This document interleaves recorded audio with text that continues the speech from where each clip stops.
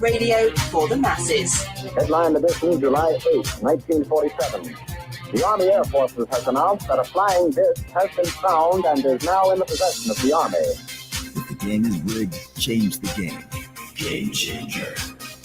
I occasionally think how quickly our differences worldwide would vanish if we were facing an alien threat from outside this world. This is Fade to Black with your host, Jimmy Church, on the Game Changer Radio Network. I need your help to get to the year 1985. You're listening to Fade to Black with Jimmy Church on the Game Changer Network.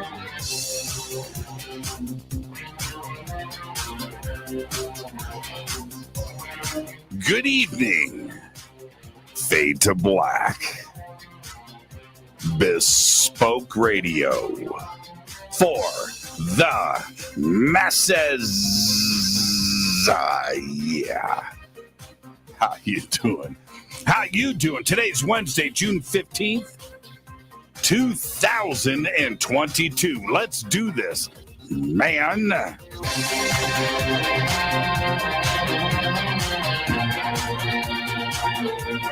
I would like to welcome everybody listening all around the world, all across the United States. Hither and thither, to and fro, back and forth, up and down, east and west, north and south, far and near. This is Fade to Black for KJCR, the Game Changer, and UNX Network's Race Hobbs. I'm your host, Jimmy Church. What is cracking, everybody? How you doing? It's going down tonight. Man, last night was amazing. That was amazing stuff last night. Laura Eisenhower, Lily Fangs last night. David Palmer.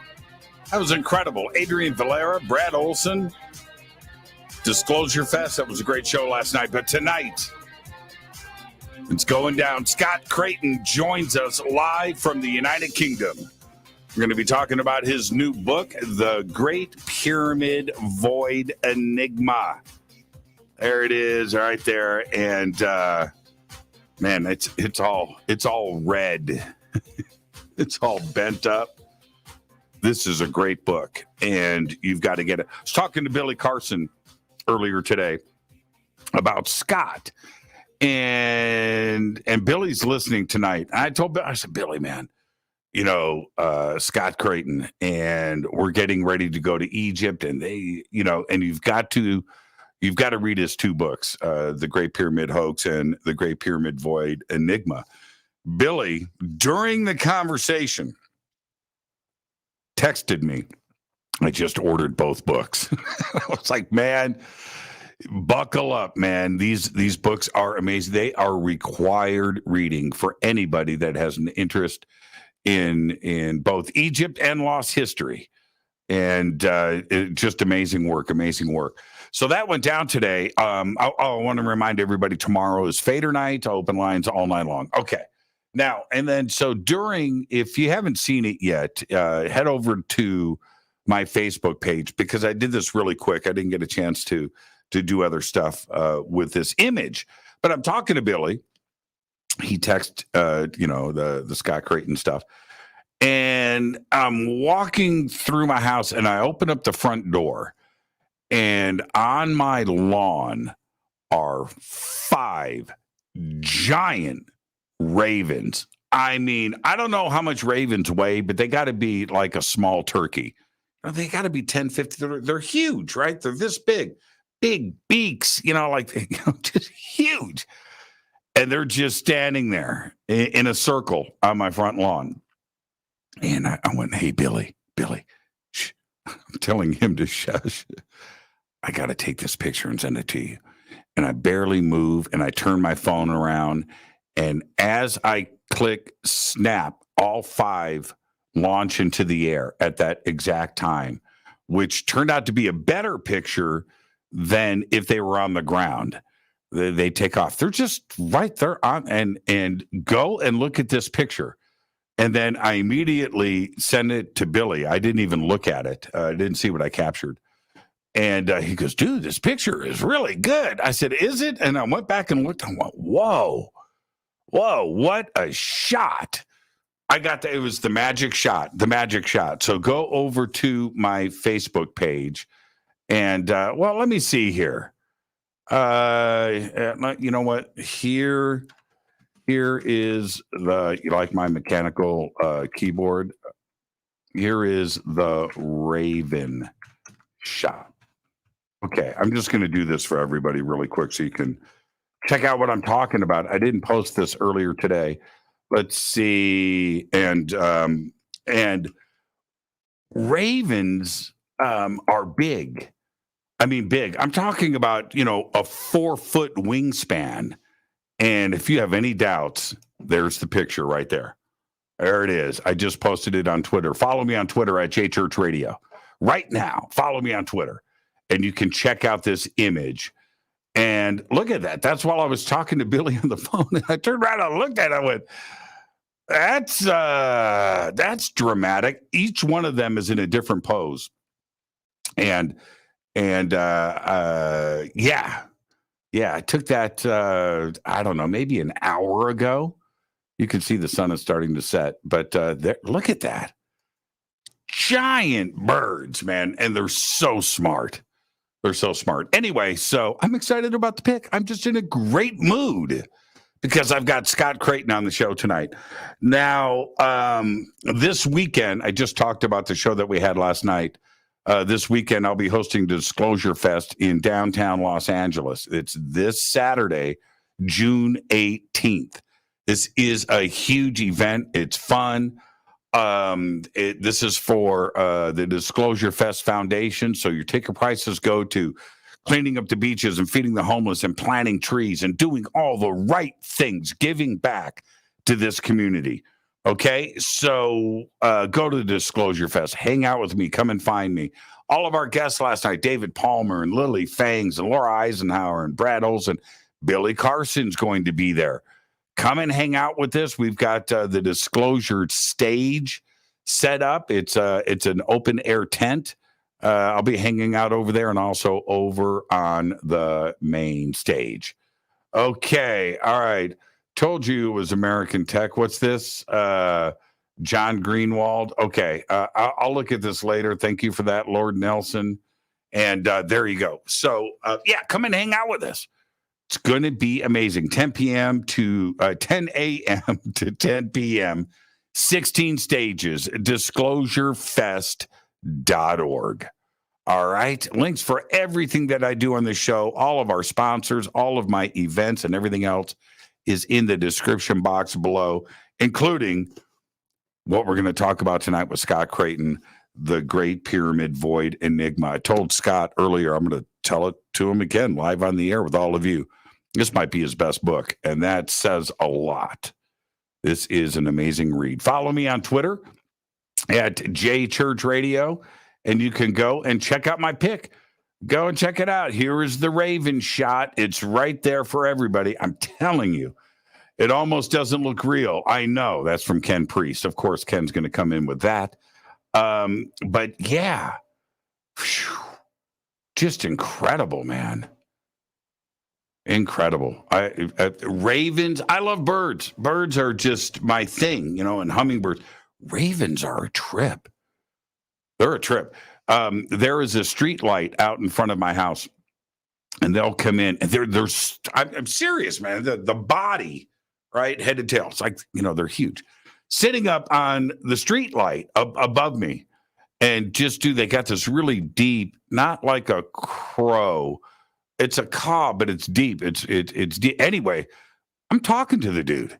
He's like, and I go, in my voice, and he'll go, I'll go, we'll go back and forth, and he'll repeat what I do. It's a trip, man. All right, I said he, could be a she.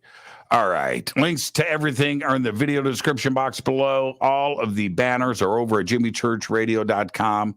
All of our sponsors are there. Help support the show. Click on our sponsors and go visit them and and become a member, become a Fade or Not, the podcast. It's commercial free.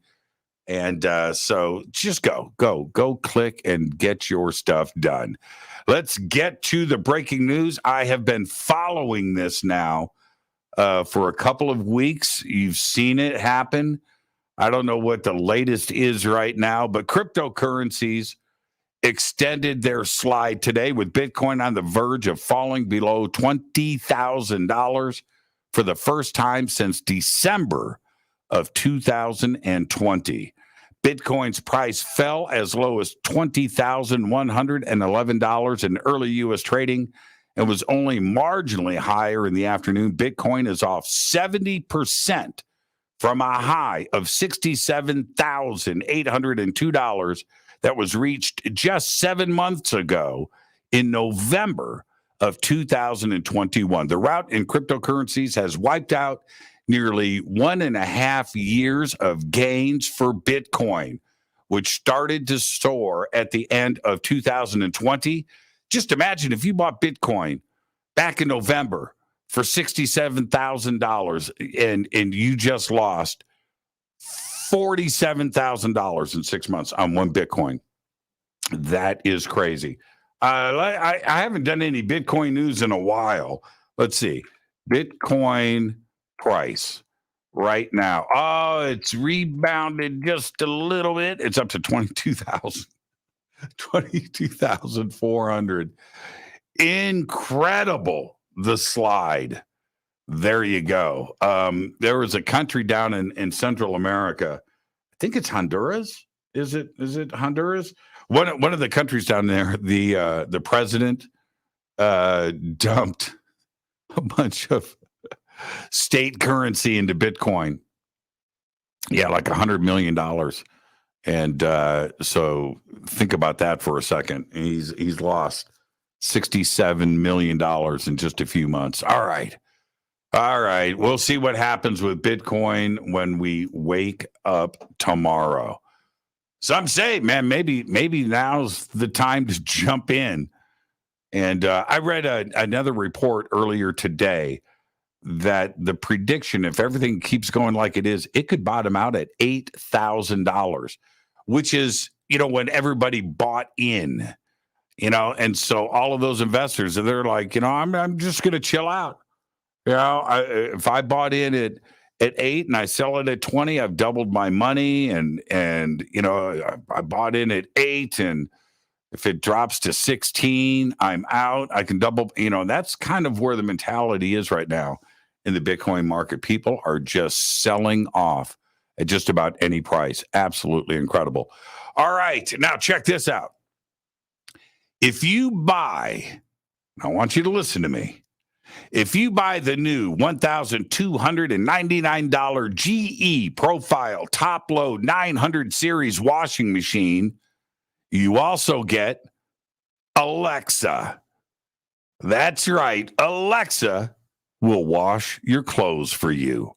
Yes, GE Appliances has built in Amazon's voice assistant into its latest washer. Now your washing machine can play some music, tell you a joke, and wash your clothes. This is the first washing machine with Alexa built in, and GE Appliances says it's responding to the alleged consumer demand for more personalized and smarter washing experiences. That's right. Their matching dryer, by the way, is smart too. Linking to the washing machine to learn which setting to dry the incoming load on. I'm not making any of this up. Is it necessary? My washer and dryer that I have brand new, dumb. It's going to stay that way. Researchers believe they have finally pinpointed the origin of the Black Death, solving a 684-year-old mystery. The second plague pandemic, which began in the 14th century and swept through Europe, Asia, and elsewhere, killed millions, upended societies, and even ended wars. For decades, researchers have chased leads and debated where the pandemic originated. Now, A new analysis of ancient DNA pulled from a burial mound in modern-day Kyrgyzstan dates the plague's explosion to the year 1338. Johannes Krauss, a professor at the Max Planck Institute for Evolutionary Anthropology in Leipzig, Germany, says his team discovered DNA evidence of the bacteria that causes the plague inside teeth pulled from the bodies of several people buried there. Wow. There you go. Still can't figure out COVID. Venus back in the news because apparently Venus bears no signs of microbes eating or pooping. That's the press release. That's the headline on the press release, suggesting that the odd chemical composition of the planet's clouds cannot be explained by extraterrestrial life, that Venus is a dead planet. In a new study, Paul Rimmer, an atmospheric scientist at the University of Cambridge in the United Kingdom, analyzed the biochemistry of the thick, sulfur-rich Venetian clouds, which have fascinated scientists for decades. They looked for fingerprints that any potential cloud-dwelling organisms would leave there as a result of feeding and pooping. Their words. Now that life doesn't seem to be the answer to Venus' odd atmospheric chemistry, scientists still have a lot of work to do to explain what's actually going on in those thick, sulfur-rich clouds. The study was published yesterday, June 14th, in the journal Nature Communications. Wow, Venus is dead. Let's get this show cracking. I don't think anybody really knows anything about Venus. I don't. The temperatures are too weird there, too, as well. You know, what are they? They're saying on this, it's like 800 degrees. Nah, I'm just not buying it. Let's get this show cracking. On this day in history, 1910, moment of silence, please. Robert Falcon Scott's ship, the Terra Nova, sets sail for Antarctica from Wales in New Zealand. Scott and his companions give up their lives in order to become the second party to reach the South Pole. 1910. Here's your fader fact. Talking about Bitcoin, right? Stock market. Stocks were up today, by the way. I don't know if you're a trader. I'm not. But here's your fader fact. General Electric, okay? General Electric is the only company remaining from the original Dow Jones Index of 1896. That's crazy. That's crazy. And that is your fader fact.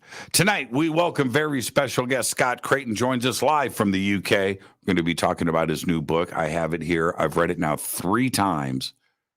The Great Pyramid Void Enigma, The Mystery of the Hall of Ancestors. This is an amazing read. And his first book, or his other book, The Great Pyramid Hoax, I've read it 10 times. I've quoted from it constantly. I'm out there now, and I'm speaking with people, and I hear other presentations. And Scott Creighton's The Great Pyramid Hoax, that is a reference book today. It is, and I think this is headed in the same direction. This is a great book. We're going to be talking about all of that in just a few minutes with Scott, live from the United Kingdom. Tomorrow night is Fader Night with open lines all night long. All right, now it's time for me. Yeah, that's my washer right there. Thank you, Cassandra. That's what I have. I think, did you take that in my house? I'm going to go and photograph my washer and post it. That's crazy. I think I've got that whirlpool right there. Is that a whirlpool? That's nuts. I have that washer. Oh, man. I'm analog all the way. All right. Rivermoonwellness.com. And River Moon Wellness, Fade to Black blend, game changer blend, best coffee in the world. Get yourself a coffee grinder, get it whole bean, do it correct, start the coffee ceremony. It is the best coffee in the world. I challenge you, if you haven't tried Fade to Black blend, post in Twitter. Post. Hey man, is Fade to Black blend any good? Post it. I dare you, post it. Watch the reaction. It's the best coffee in the world. Straight up. All right. I think promo code F2B Blend gets you 15% off of your order today. All right, go and find out. It's also on Amazon, too, as well. Get that next day delivery. Maybe same day. Maybe same day. All right. What is that voodoo black magic same day delivery? All right. It's the best coffee in the world. I'm headed to Egypt with Billy Carson in October. And yes, obviously, this is my first trip to Egypt, and I've done so much research, and it's books like this. Right now, I'm reading Scott's book again, for the third time, this particular book. But I got delivered, it's about 4 months ago. I'll pull it into the studio tomorrow. I forget the author's name. It is The Complete History of Ancient Egypt, 3,000 years. That's what it's called. And wow. Right. And going through this, so when you read, and there's some, at least it's not completely, based on Egyptology and the Orthodox version of Egypt. So you get that. But knowing that Scott was on the show and tonight, and I was reading some passages, there's a couple of things about ancient Egypt that most people don't know about. And one of them is this. I just had Freddie Silva on the show. We talked about Carahunch. We talked about Stonehenge. We talked about Avebury. We talked about Stennis and things up in the Orkney Islands, where, Carahunch is 4,000 years older than Stonehenge, right? We have what's going on up at Orkney Islands, older than Stonehenge. We've got, of course, Göbekli Tepe, another megalithic stone circle that's, now dated 12,000 years old, 10,000 to 11,000 BC, right now as it sits. Well, there is also, and you can look this up, in Egypt, Nabta Playa. Look it up. Now, Nabta Playa, 7,000 BC,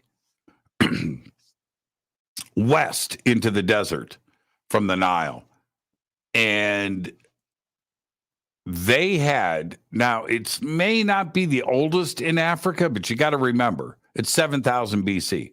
So it's 4,000 years older than the Orthodox dating of Giza, right? 2650 BC, 3000 BC, whatever, pick a number. Nabta Playa, 7,000 BC, a stone circle calendar. That's right. And where Nabta Playa is, back then, it was an oasis. And so this is where people would get together. There's also other megalithic stones that were cut in a straight, giant, huge boulders. But this is 7,000 BC, right? Now, who is carving and creating graves and marking graves, burying the dead, marking graves, and the stone circle there for the calendar? And it's how it's orientated that is very curious. And was it because of the rains that came in? Was it because of the flooding of the Nile and they wanted to mark that? Now, remember, the flooding of the Nile, this is out in the middle of the desert. How would that apply? This is very, very, very heavy. And so when I go and tonight we're going to discuss some very interesting topics about dating tonight. And the first half of Scott's book talks about some subjects that are not only well-researched, but completely out of the box, which is where you need to go when you're doing this research. So when I'm reading an orthodox history of ancient Egypt, and I have discussed with Robert Duvall, I've discussed with Graham Hancock, and in person, I mean, face-to-face, brought up Nabta Playa. And the significance of that and the dating of that, and why isn't this discussed? Because really, it tips everything over, not only for Giza and for Egypt, but the other megalithic stone circles that you find all around the world. And there's other things in this book. It's not only about the Great Pyramid. We're going to talk about this tonight. And that's the alignment of these megalithic sites and why they are aligned the way they are. Now, we're going to get into some deep subjects tonight. I'm very excited about this. And tonight, you're going to get your education. You're going to go and get a degree. I want you to take notes. This is going to be a great show. I am your host, Jimmy Church. This is Fade to Black tonight, live from the UK. Scott Creighton joins us. It's going to be one of those nights. I'm your host, Jimmy Church. Tomorrow night is Fader night with open lines all night long. All right. This is Fade to Black on the Game Changer and UNX Networks. We'll be right back with our guest, Scott Creighton, right after this short break. Stay with me.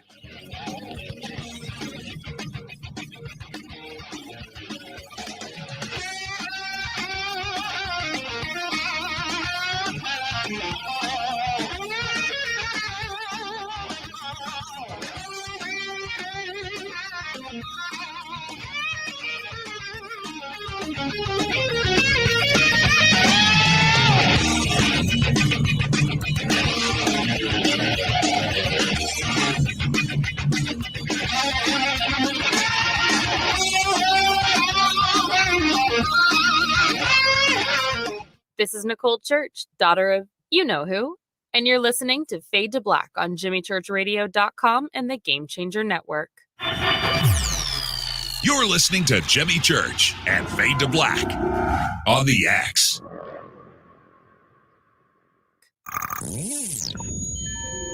You're listening to Jimmy Church, Fade to Black. Fade to Black will now pause for alien identification. The station that talks the net. When you take the beans from Central America with dashes of Indonesian and African mixed in and then roast it to the dark side of Fade to Black, you create the ultimate brew of fringe. Introducing the Fade to Black blend from Rivermoon Coffee. Yes, Rivermoon's darkest customized roast was created for the love of Fade to Black. The alchemy of masterful roasting and smoking the beans is in every sip of this full-bodied, dark Java. I need my coffee dark, deep, with distinct bittersweet chocolate highlights, just like the bunker. Leaning further into the darkness of the roast is Fade to Black blend from Rivermoon Coffee. Just click on the banner at JimmyChurchRadio.com and use the promo code F2BBLEND for 15% off of your order today. This is the only way forward. This is Fade to Black. Make contact. This is Jimmy Church of Fade to Black, and you can get our podcast for just $2 per month. All you have to do is click on the podcast banner over at JimmyChurchRadio.com. Hello, Fadernauts. Jimmy Church here. You've seen me with my Thunderstorm. Now you can purify the air in your home and get healthy, clean, fresh-smelling air and eliminate odors just like I do right here in the bunker.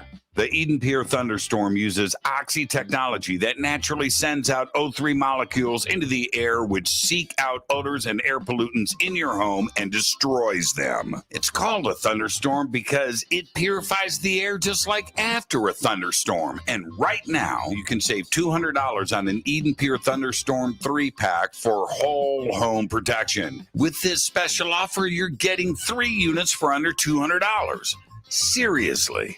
Go to EdenPureDeals.com and use Fader3. Shipping is free and it's easy. Just scroll down. You'll see my name right there, Jimmy Church. Click on it and get your deal today. That's EdenPureDeals.com. Do you have an interest in the paranormal? Then you'll love the UnXNetwork.com.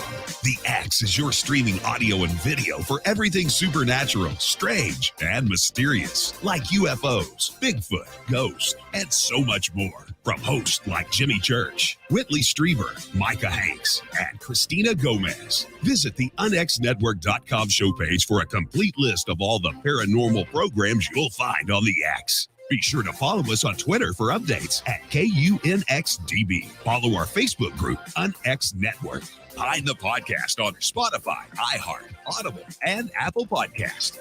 It's time. It's new. It's the X. 9 out of 10 geneticists agree. Fade to Black is not your father's radio show on the Game Changer Radio Network. Hi, this is Rob Reiner from Anvil, and you're listening to JimmyChurchRadio.com. What's up? I'm Chris. What up? This is Kyle Manson. You're listening to Jimmy Church Radio.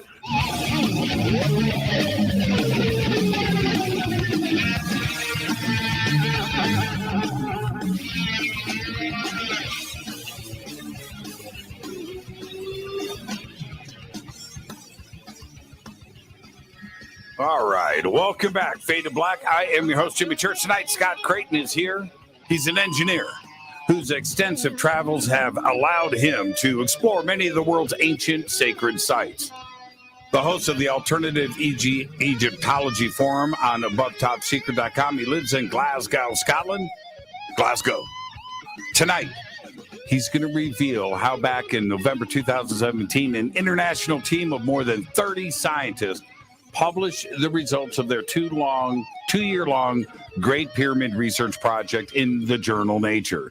Using an advanced, we're going to talk about all of this tonight, imaging technique known as tomography. 3 groups, muon, 3 groups working independently. Now, this is the first question that I'm going to throw at Scott tonight, by the way. 3 groups independently verified a massive, previously unknown space within the Great Pyramid of Giza. But it didn't happen just once. We're going to be talking about all of this. This book is amazing, The Great Pyramid Void Enigma. And I would like to welcome back to Fade to Black, Scott Creighton. Scott, unbelievable book, my friend. Thanks, Jimmy. I'm glad you've read through it. What, twice you said? 3 times. 3 times. Well, 3 times. Wow. Well, 2.5. I've got, it's so dog-eared. I've got so many pages marked that, or sections, I should say, that the 3rd time through, I went back and went, okay, now why did I, mark this? Why did I, and I went back and read, and I said to myself, I caught myself going, this is a great book. When you say that out loud, it's a great book. And to top the Great Pyramid Hoax, which, as we all know now, it's a reference book in our community, and that book is amazing. And I've probably read that 10 times. I pick it up all the time and just flip it open and start reading. And now here's I want to make this comment to the audience. If you've read the Great Pyramid Hoax, there's a tremendous amount of updated stuff about Howard Weiss in I would say the last quarter of the book, maybe, is updates on that too as well. I was like, and this is the thing. Howard Weiss was a criminal, man. Here's a criminal. Would he be convicted today, Scott? Would he be? You think he would see some jail time? Probably for his earlier activity when he basically bribed a whole bunch, probably about 1,100 people. He bribed 1,100 people into voting for him in a UK election, which was illegal at the time. You just weren't supposed to do that. It was done. People knew it was happening, but it was still illegal. And he did it without abandon. And were that today, he'd have gone to jail for it. Yeah, he's a criminal. Well, look, Scott, if you got caught with a can of spray paint in the King's Chamber, right, you're going to jail. You're going to jail. And I don't know, man. I don't know. Anyway, we won't be talking too much about Howard tonight. We can actually do another show and do a whole an updated Vice show. I have no problems with that. There is way too much to discuss what's going down in this book. Now, the amount of research, the time spent on the illustrations and explaining a very complex subject, for me, total entertainment. I mean, I was just like, it's such a page turner, but it's complex. This is heavily researched, and we're going to get into what I'm talking about in just a second. But let's start here. The Muon Research, when it was first published, and I covered here on Fade to Black back in 2017, this is extraordinary news, right? Another Grand Gallery above the Grand Gallery. Here it is, and so that got published. A lot of critics came out. And immediately in the weeks following the release of this research, including Zahi Hawass, came out and started to critique this and tried to explain it away, almost debunking this research. But it didn't happen once. There were two independent muon studies. There was another one that followed the first one, and from different points, and confirmed everything that was already published. Now, what is it going to take? Now, it started to turn around some Egyptologists about this void, including Zahi Hawass and Lerner, right? Okay, but what's it going to take to turn this around the way that Orthodox Egyptology approaches these very sensitive subjects? What's it going to take? At the end of the day, it's a lot of politics involved here, unfortunately, Jimmy. What it's going to take is, the will and the drive and the investment as well and the political will to explore this big void further. Now, there are plans afoot just now to do even further studies of the big void from outside the pyramid using, again, muon tomography or myography techniques. But the new techniques are, the resolution is 1,000 times greater than the previous studies in 2017 and 2019. So these new studies will be looking at the big void from outside the Great Pyramid using myography, but 1,000 times better or greater resolution. So hopefully, I still don't think it will be able to tell us exactly what is inside that space. As you just touched on there, Jimmy, it's absolutely massive. This space is massive. Just for your listeners, the Grand Gallery is about 150 feet long. It's about 30 feet high and about 10 to 12 feet wide. It's a massive, massive space. And now, with this technique, we have discovered a space of almost identical dimensions, about 10, 15 feet above the Grand Gallery, that we did not know about at all. And nobody knows why it's there. Yeah, and I don't want to get ahead of our skis here. Yeah. we're going to circle back to all of that.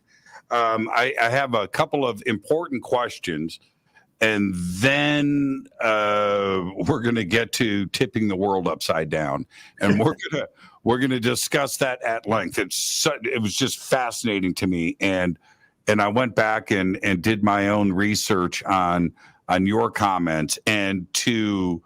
Okay, so we'll get to the world tipping over, but here's some important questions to start with.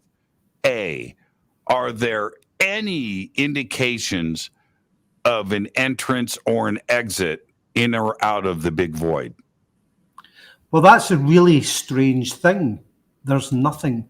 The myography techniques picked up no sign of any passages or tunnels or anything leading to or from the big void area. It could easily pick up, the passages from the Grand Gallery, the ascending passages, descending. It could pick up all those, but there's nothing from the big void, which makes it really, really peculiar. And as you know, I explain why that is in the book. Again, we'll circle back to that. What about, and I always think about Gate and Brink, and still one of my favorite parts of my life was going through the Gate and Brink investigation and work. And we're talking about the Gate and Brink door. Is there any plans to drill? Right? Can't we just drill up into the big void and feed a camera into there, or maybe a miniature drone and fly something into it? Are there any plans to do that, to take a peek inside? Well, I've heard of some plans to, like, as you just mentioned, they fly a small drone around inside the void to send back images. I've also heard of plans that they are drilling a vertical hole from the top of Campbell's chamber. That's way above the King's chamber within the Great Pyramid, which is almost level with the big void. Campbell's chamber is almost level with the big void.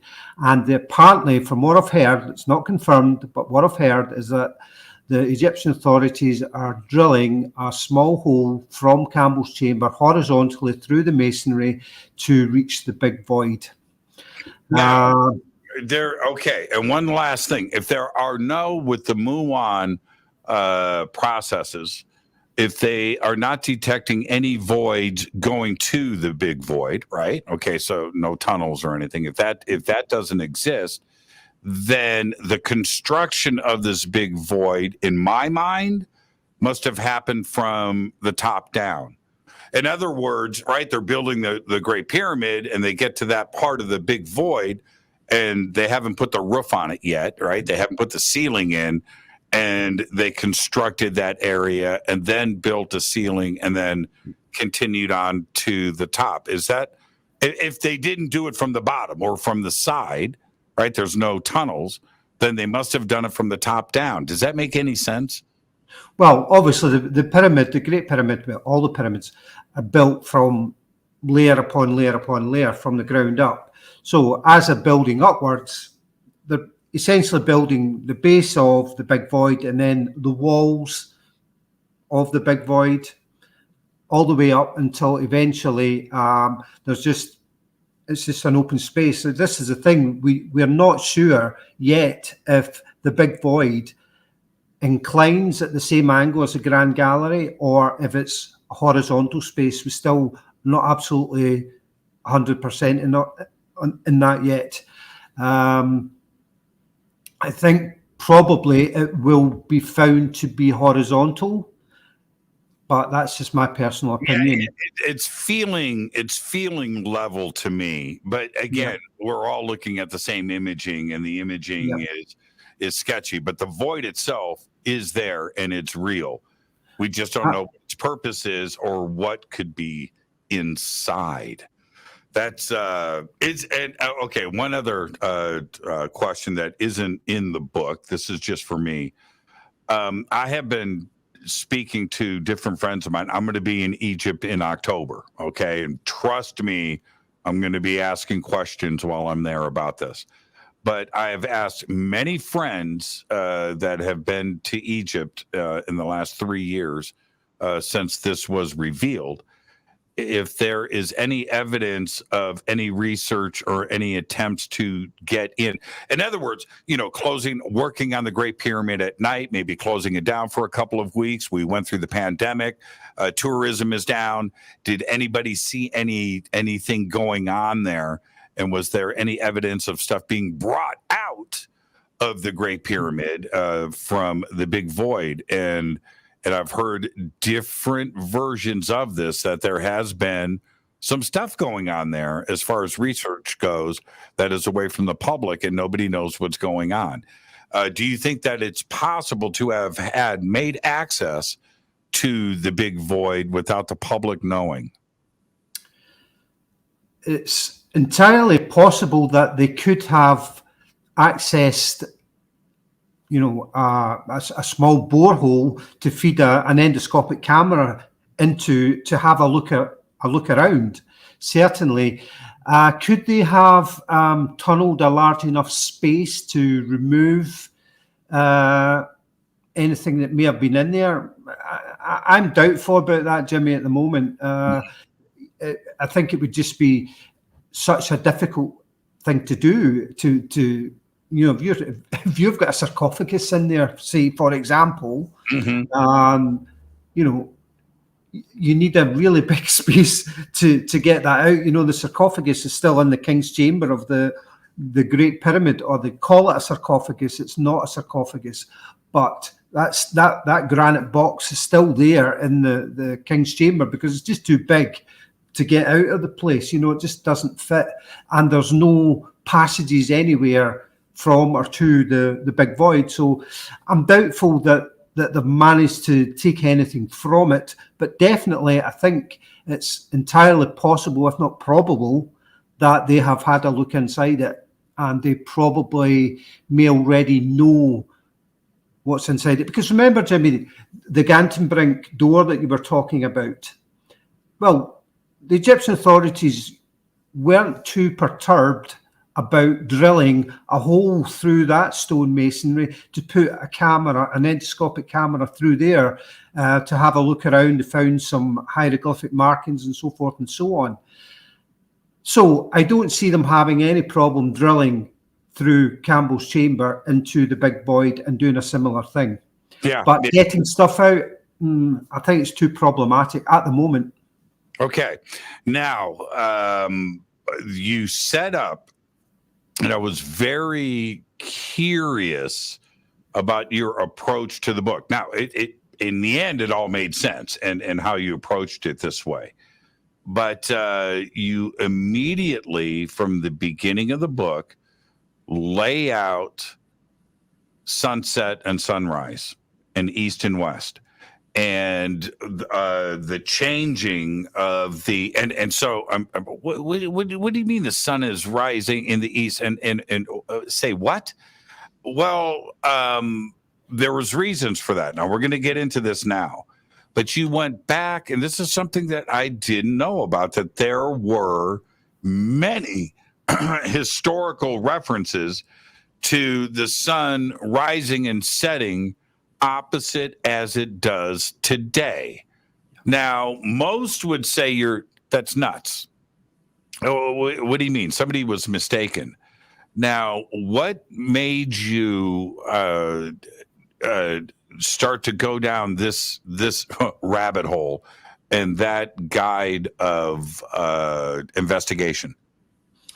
Okay, well, the initial impetus, if you like, for going down that particular route was the Coptic Egyptian legend, which tells us that the earth tilted or turned over.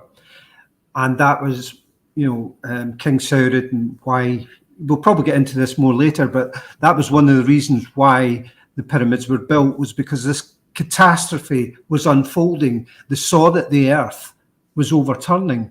Yeah, so that was the initial impetus. So I had to then look at, well, just how realistic a proposition is that? And then I begin to find there's all sorts of historical records. I mean, literally dozens of accounts from ancient times of exactly that happening. The Hermitage Papyrus, the Papyrus Harris, Plato talks about it, Herodotus talks about it. All these ancient sources talk about the earth turning over and the sun rising in the west and setting in the east. And I thought to myself, that's just ridiculous. That cannot happen. That's crazy. Now, okay, let me grab something. I don't have anything round in here. Okay, I've got an alien skull. I just grabbed an alien skull. So this is the Earth, and this is what Scott and I are talking about. Here's the North Pole. Here's Antarctica down here. And the sun rises in the east and sets in the west today. But what Scott is referring to is that the Earth turned over. And therefore, because the orientation, the inversion of everything would then have the sun setting in the east. No. Wait, hold on. That's what was going on. The Earth turned over, and now we are seeing the sun setting in the west. Now, but if is this okay? There's one other thing I want to bring up. There's one other thing that this happened in 14 days. Well, that's theoretically the time scale given for this type of turnover of the Earth. Now, the thing about the Earth turning over, if the Earth is turned over and kept just turned over, it's the body of the Earth with the Earth's rotational axis, its rotational pole, that turned over with the Earth, the sun would still rise in the east and set in the west. But what this physicist Peter Warlow discovered back in the early 1980s was that a spinning body can actually turn over, but its rotational axis doesn't turn with it. It's weird. It sounds really, really counterintuitive. I totally understand that. It sounds totally counterintuitive. Watch the videos on YouTube, Peter Warlow. It's called the Tippy Top Theory. And when you spin this tippy top, a tippy top, it's a child's toy, and it's kind of like a mushroom. And you hold it by the stalk and you spin it and you drop it onto a table. It spins on its head, and then gradually it turns over and ends up spinning on its stalk. But the strange thing is, Jimmy, after it inverts 180 degrees to spin on its stalk, it still continues to spin in the same direction. And because it's still spinning in the same direction after it's rotated 180 degrees, that will invert east and west. The sun will rise in the west and set in the east. Now, I know it's mind-blowing to get your head around it. It really is. But here's the thing. Before everybody, including myself, jumps on and says, that's crazy talk, that's impossible, this has been historically documented countless times. Yeah. And to have some of the smartest historians and people of our ancient past have that completely wrong, no, we have to stop and take a close look at what they were talking about and the reasons why this is happening here, because we're talking about the oral traditions of ancient Egypt, and this was passed down and passed down and passed down to today. Absolutely. You just look at a simple thing like the Sphinx at Giza, which you will see in October, an absolutely amazing monument, Jimmy, absolutely amazing. Be sure to try and get down into the enclosure if you can. It's probably sealed off, but you can get permits with talking to the right people. we have that to ourselves. Great, absolutely brilliant. We have okay, so look at the Dream Lab. when it stands between the paws of the Sphinx. And it's this stela that was placed there allegedly by Tutmosis the Fifth, I think it was, one of the ancient pharaohs of Egypt, who had a dream, and he writes this dream on this stone. Now, when you look at the stela, it actually shows you two sphinxes.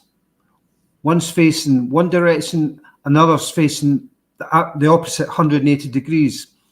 Now, if that is symbolic of the Sphinx, which faces east, the actual Sphinx which faces east, people think, well, maybe there was another Sphinx that once faced west. But that's not what it's telling us, because if you look at the stela closely, you will see just at the head of both of these sphinxes, there is a symbol. It's called the Akhet, or the sunrise symbol. It's the sun between two mountains.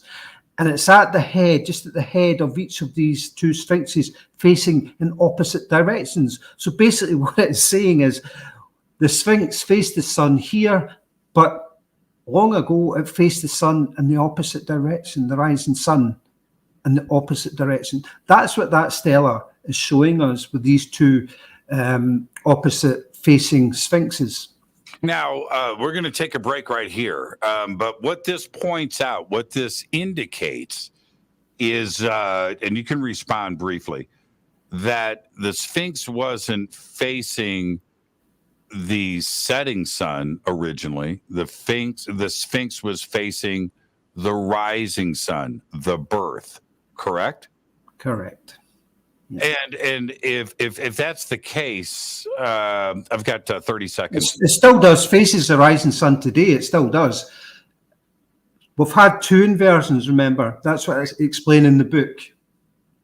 Yeah, two inversions. Now, we're going to talk about this later, but many depictions of flooding and a deluge through just about every culture in ancient history has spoken about this, including, the text in Edfu. And all of this always points back to the same number, 11,000 BC, 10,500 BC. That's not a coincidence either, is it? I don't think so. My own research, as you know in the book, points to the date. Sounds very, very precise. It's just the way it worked out. 10,081 BC. Right. And it's the way I interpret the Giza monuments to come up with a very, very precise date, which is explained, as you know, in the book. Now, let's take our break right here. We're going to pick up right where we're leaving off. Now, everybody, we're talking about an inversion of the planet.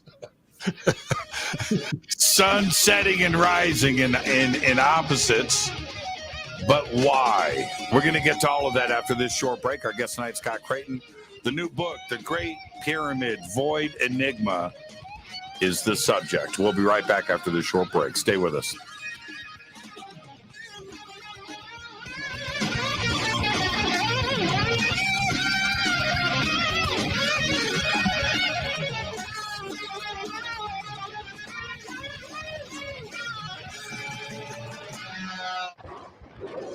This is Fade to Black with Jimmy Church on the Game Changer Radio Network.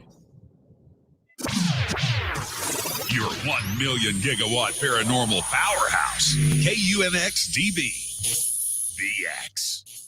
2022 MUFON Symposium is in Denver, Colorado, July 7th through 10th, and it's on. If you can't make it to Denver, get the live stream.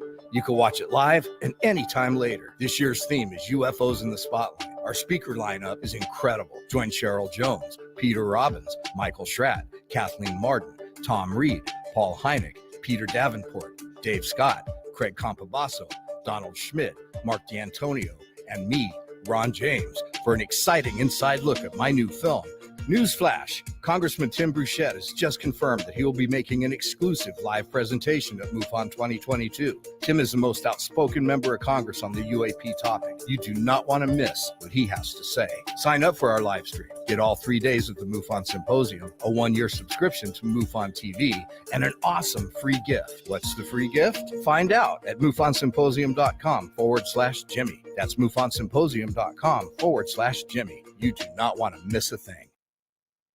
Hello, Fadernauts. Jimmy Church here, and I know what you're thinking. Lately, Jimmy sounds so fresh. He's so alert. He's so now. Well, that's because of biotech research and their new supplement, BrainPEAK 9. BrainPEAK 9 contains 9 nutrients that may help support brain function of memory, concentration, recall, and improve focus. Other memory supplements can cost as much as $129 for a 60-day supply. But right now, for a limited time, if you use the discount code FADER, that's right, FADER, just for the Fadernauts, you'll get a 60-day supply for just $49. There's no better time than right now to see what others have been raving about.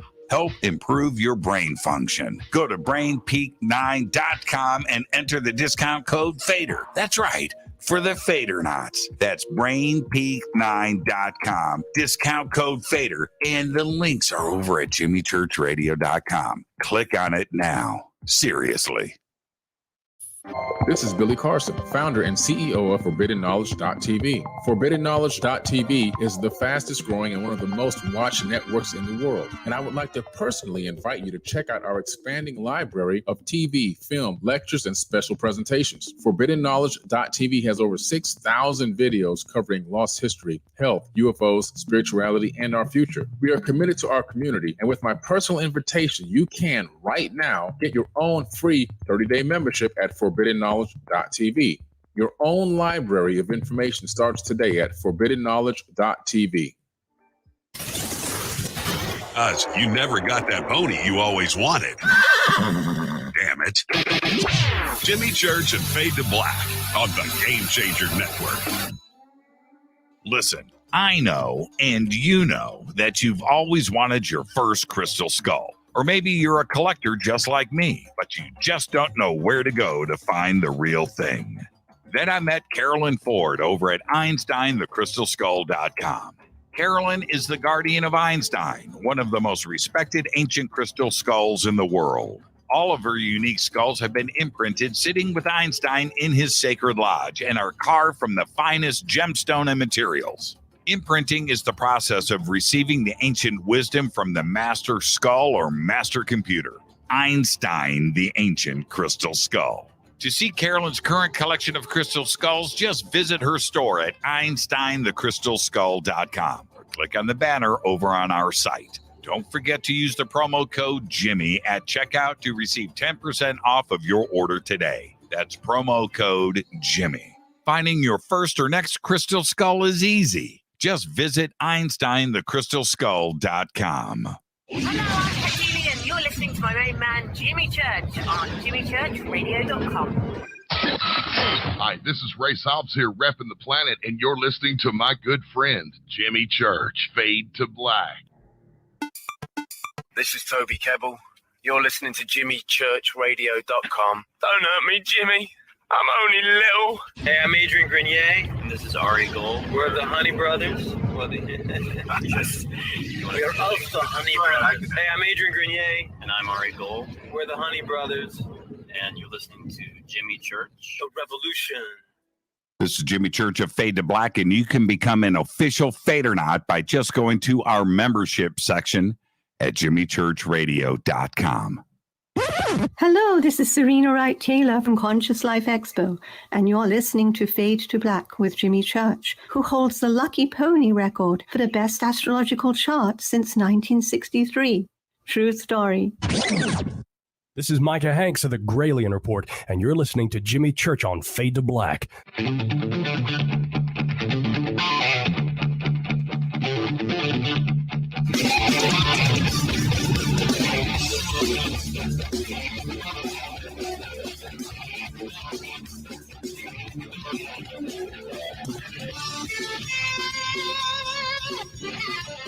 Welcome back, Fade to Black. I am your host, Jimmy Church. Tonight, Scott Creighton is with us live from the UK. We're talking about his new book, The Great Pyramid Void Enigma. We know that back in 2017, the Mulan Research indicated a large, massive void above the Grand Gallery in the Great Pyramid. All indications point to something about 45 meters long, about 12 to 14 feet wide, and again about 30 feet tall, just about the size of the Grand Gallery, except it seems to be horizontal instead of at 26.5 degrees. Oh, I just let that slip. That was where I wanted to go next, Scott. Okay. Now, we've established that something happened. We have the flood myths. We have the catastrophe myths from, I say myth, this is part of the historical record with many cultures around the world. And that this sun setting and rising confusion is something that is documented. Again, I want to point out to everybody, read the book because it's in here in great detail, that part of it. But there's a reason for that. All right. The priests started talking about, and Thoth actually spoke about this, that everything's going to get wiped out. All right. It's going to look like water. And there is going to be, we'll call it a great reset today, but back then that was just really, really bad news. And so the discussion started that we need a seed vault like they have in Greenland, right? that we've got to do something. We've got to preserve our intelligence. We've got to preserve our knowledge, growth, agriculture. We need to make sure that this survives what is about to happen. Now, just the suggestion of this, Scott, in the book, is going to just tip everything over, just like the earth in Egypt and Egyptology. But this is what was proposed. So is this suggestion, and now we're going to do a deep dive into this, that it was never a tomb. It was a vault. Now, that sounds like a big step, but everything would indicate, yes, that is what is going on here, that the Great Pyramid or those tombs or the pyramids of Giza were never tombs for anything. Absolutely right.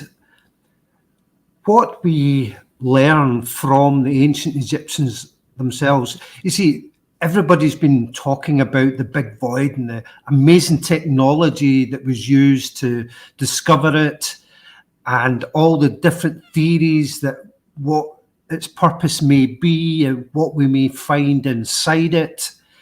But nobody has ever stopped to think, well, hold on, what did the ancient Egyptians themselves have to say about the construction of these monuments, and specifically also the big void? What did they have to say about why they were doing this? Now, the earliest tradition that we have, what Egyptologists today just refer to as a myth or legend, is the legend of Saurod. This was an ancient Egyptian pharaoh. Now, one of the reasons Egyptologists think this is just a myth, this story is just a myth, is because they point to the fact that there is no king called Saurod in any of the ancient Egyptian king lists. But we can come back to that if you want, because I actually think there is. But anyway, this king had a dream or a vision that the earth was overturning. And now they frame these things like this. It probably wasn't a dream, but this is just to, show the power of the king, that they frame these things in this way as a dream of the king. But he sent his astronomer priests to measure the height of the stars, and they came back and said, yeah, the stars are changing. They're moving in different directions. basically in different ways from normal. So that's what they reported back to the king, and the king asked them, well, what does this mean? And the priest, the astronomer priest, said, well, this will bring a great deluge in about 300 years' time. And so the king says, how badly will we be affected? The priest responded, we'll be completely wiped out. And King Saurod said, okay, what we're going to do is build a recovery system for the kingdom, so that anyone that survives will have the means to survive. Anyone that managed to get through the catastrophe will then have the means to continue civilization and to ensure our civilization is reborn again. So that is basically the legend. That is it in a nutshell. They saw this catastrophe happening by looking at the skies. The heavens were changing above them. Now, it's not the heavens that change. It's not the stars that move to different paths. It's the earth below them that's changing its orientation relative to the stars. So this is essentially what the Saurod legend tells us was the purpose for the construction of the pyramid. And what they said is that they would put inside these monuments everything that was needed for the kingdom to be reborn again after the flood had abated. The waters of the deluge had subsided. So this would include everything from seeds, all types of seed types, linens, tools, knowledge, their papyri, all sorts of things that even possibly even weapons, who knows, but everything that would be required for the kingdom to be reborn was to be deposited inside these monuments. And the most vital thing of all was placed inside the big void. Now, if this is the case, and I can only imagine, right, where you have a priest, the astronomer version of priest, the scientist and stuff, that do nothing but observe the sky, right? That's all they're doing. They're cataloging. They got sticks poked in the ground. They've got, they're checking everything all the time.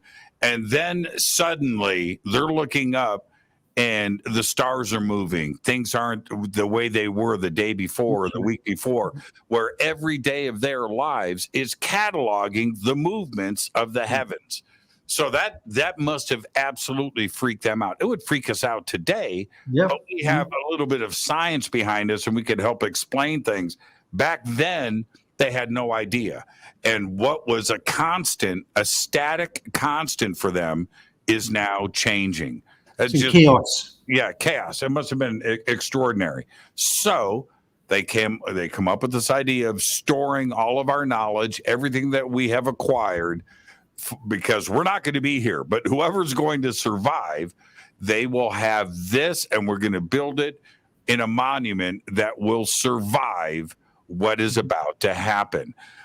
Now, if that is the case, what about Khafre? What Khafre? Do you think that there are the same voids in the other two pyramids as well? No, absolutely not.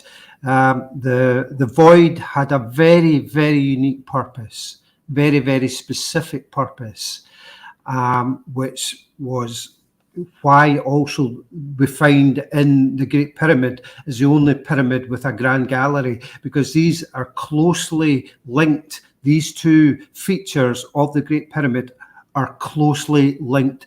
You cannot have one without the other. And this is what puzzled me, actually, Jimmy, for a long, long time.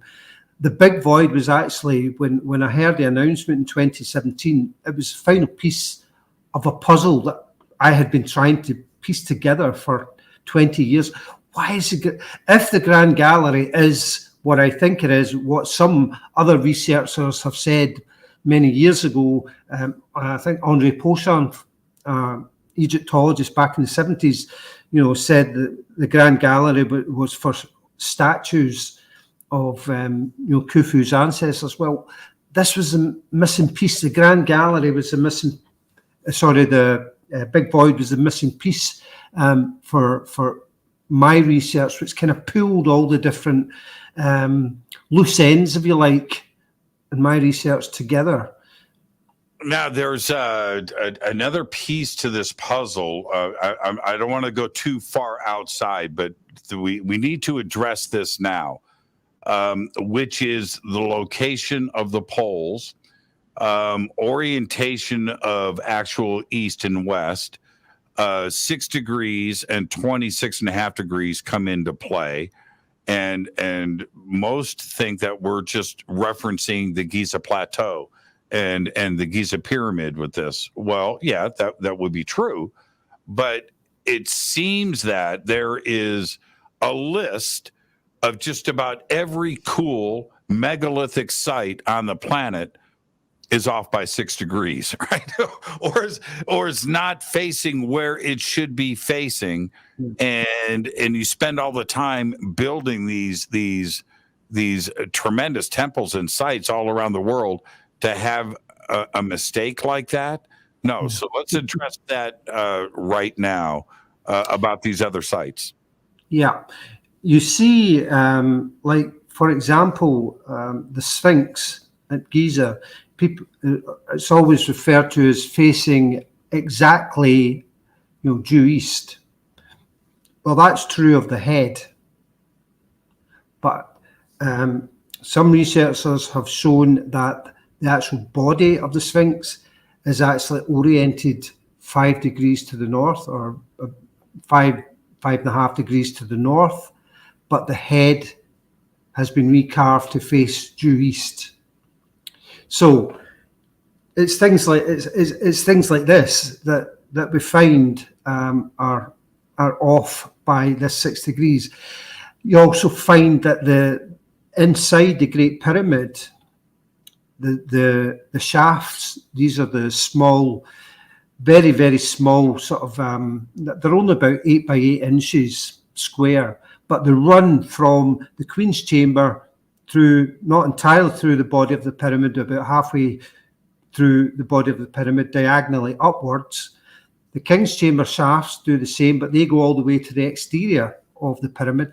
Now, these two shafts, well, there's 4, 2 on each side. Yeah, two facing south, 2 facing north. Again, these are off, or the difference between them is 6 degrees. So it's like, what is it they are trying to show us here? What is it they're trying to show us? And as you know, I go into this in great depth. Oh, we lost the inversion of the Earth. Sorry? We lost you for 10 seconds. Okay. Oh, so yeah, the shafts of the pyramid, both sets of shafts, they basically show us or indicate to us the Earth inversion. That's what they show us, and explain that how it actually happens in the book. Now, and the other sites around the world also, man, it's so complex. We almost need to talk about Hudson Bay, and maybe we'll get into a little bit of Hapgood too as well. Yeah. I love the subject anyway, but how the pole shift is there and the orientation is there.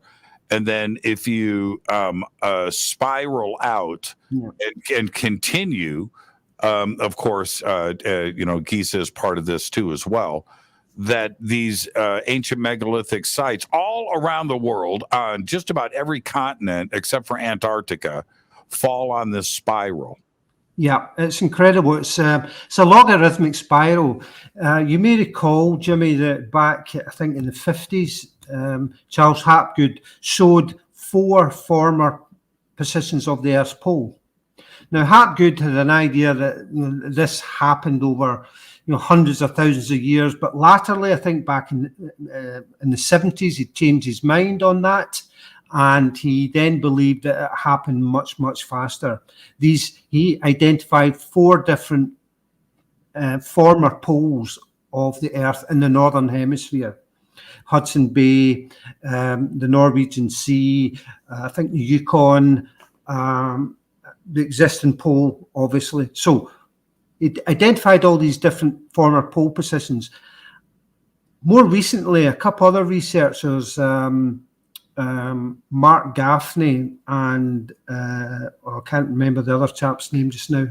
Anyway, they identified another 3 former poles. And this is all about alignments of monuments being aligned to north. Well, they noticed that all these monuments weren't aligning to north; they were aligning to different places, and these were monuments in different continents were aligning to different former poles. Basically, they intersected, at different places, the Bering Sea, places like that. Now, so they found these 3 additional former poles.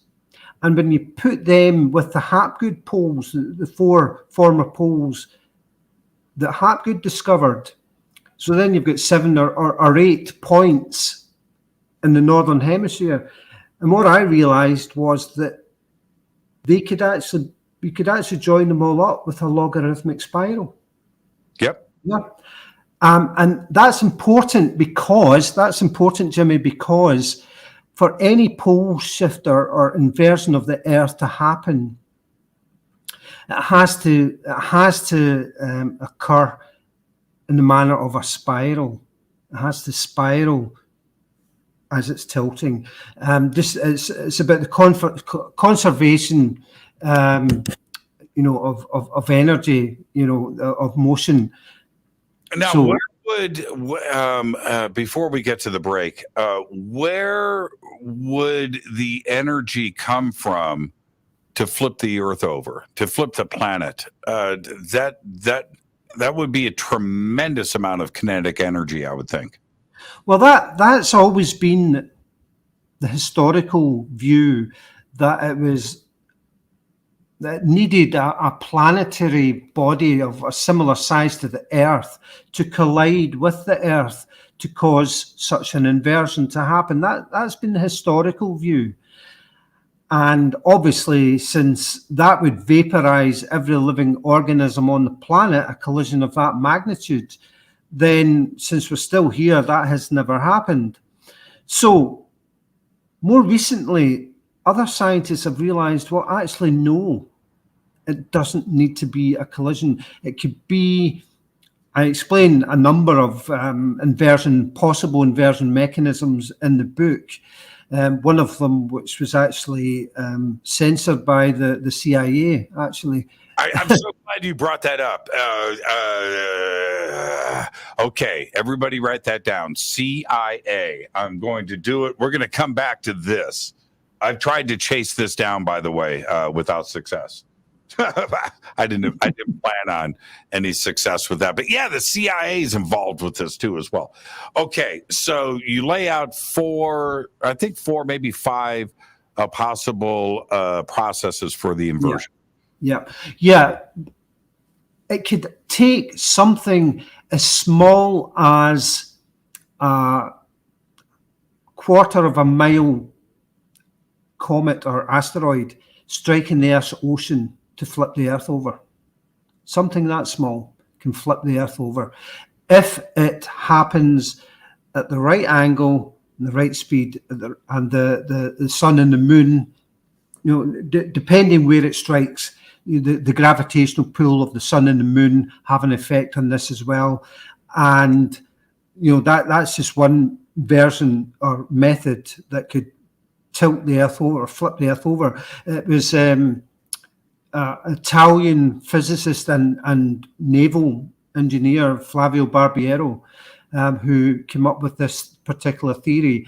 And when you look at the math, it makes perfect sense. People have tried to debunk the math that he presented, but no one yet has successfully been able. People have tried, but Barbiero has come back and said, well, no, you've missed this, you've missed that, look at this. Yeah, his comments about this is so funny. It's got to be crazy complex. but he explains it so well. You know, Yeah. Yeah, okay. That sounds possible. But there's one other reference that I want to get to before the break. And that is Randall Carlson has talked about this extensively. And again, the dating always goes right back to this period of time. Now, if this indeed happened, and let's go with the if part. If the Earth flipped twice, how is it possible? What were the two flips? What's the time between those? And how is it that every continent just wasn't completely leveled? Or is this a pretty stable process? Well, that's an interesting question. It's a kind of difficult question to answer. But one of the things, Jimmy, that I realize is that in the Saurod legend, the ancient Egyptian Saurod legend, and the astronomer priests were observing this happening. You know, they were observing the Earth actually turning over. They were watching it. And they were saying, well, the destruction is going to happen much, much later. You know, so it's, to me, what I've come to realize or accept is that these inversions are an inherent part of the Earth's orbital mechanics, and that they occur naturally over a lengthy period of time, just under 10,000 years between these events. But they're a natural part of the Earth's orbital mechanics. I've come to believe that. You know, you probably saw the Earth is a spinning body in space in zero gravity. Now, you probably watched the Russian Zhany Bekov, the Russian cosmonaut Zhany Bekov, in the Salyut 7 space station back in the, I think, 1980s. He spun a T-handle loose from its wall mounting. I just flipped it, and it spun itself loose and carried on spinning through the space station of its own accord in zero gravity. But every so often, without any external influence, it flipped 180 degrees and then flipped again. Flipped again. Yep. I've seen back and forth. Yeah. It's a crazy video. And now, if we, I got to head to a break, but I'm setting up for when we return. If this is the case, just like changing the date on the Sphinx, right, with John Anthony West and Robert Schoch, now we are strongly suggesting here that the Giza Plateau was constructed 7,000 years before the established dates today to build these vaults. Is that where we are at right now?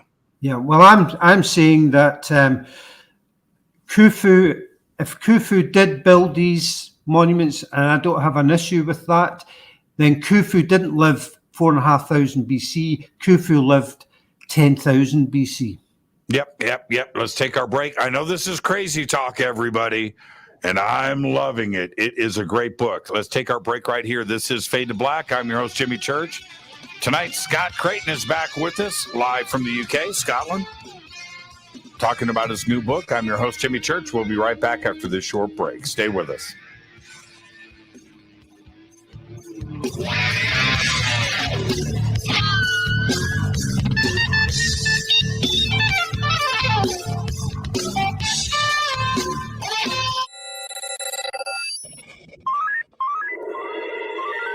Way out here, we listen to Jimmy Church. You're listening to Fade to Black. You're listening to Jimmy Church and Fade to Black on the X. ¿Qué tal, mis amigos? Yo soy Mario Carlson, el tiburón, y los invito para que escuchen a mi buen amigo Jimmy Church Radio. ¡Claro que sí!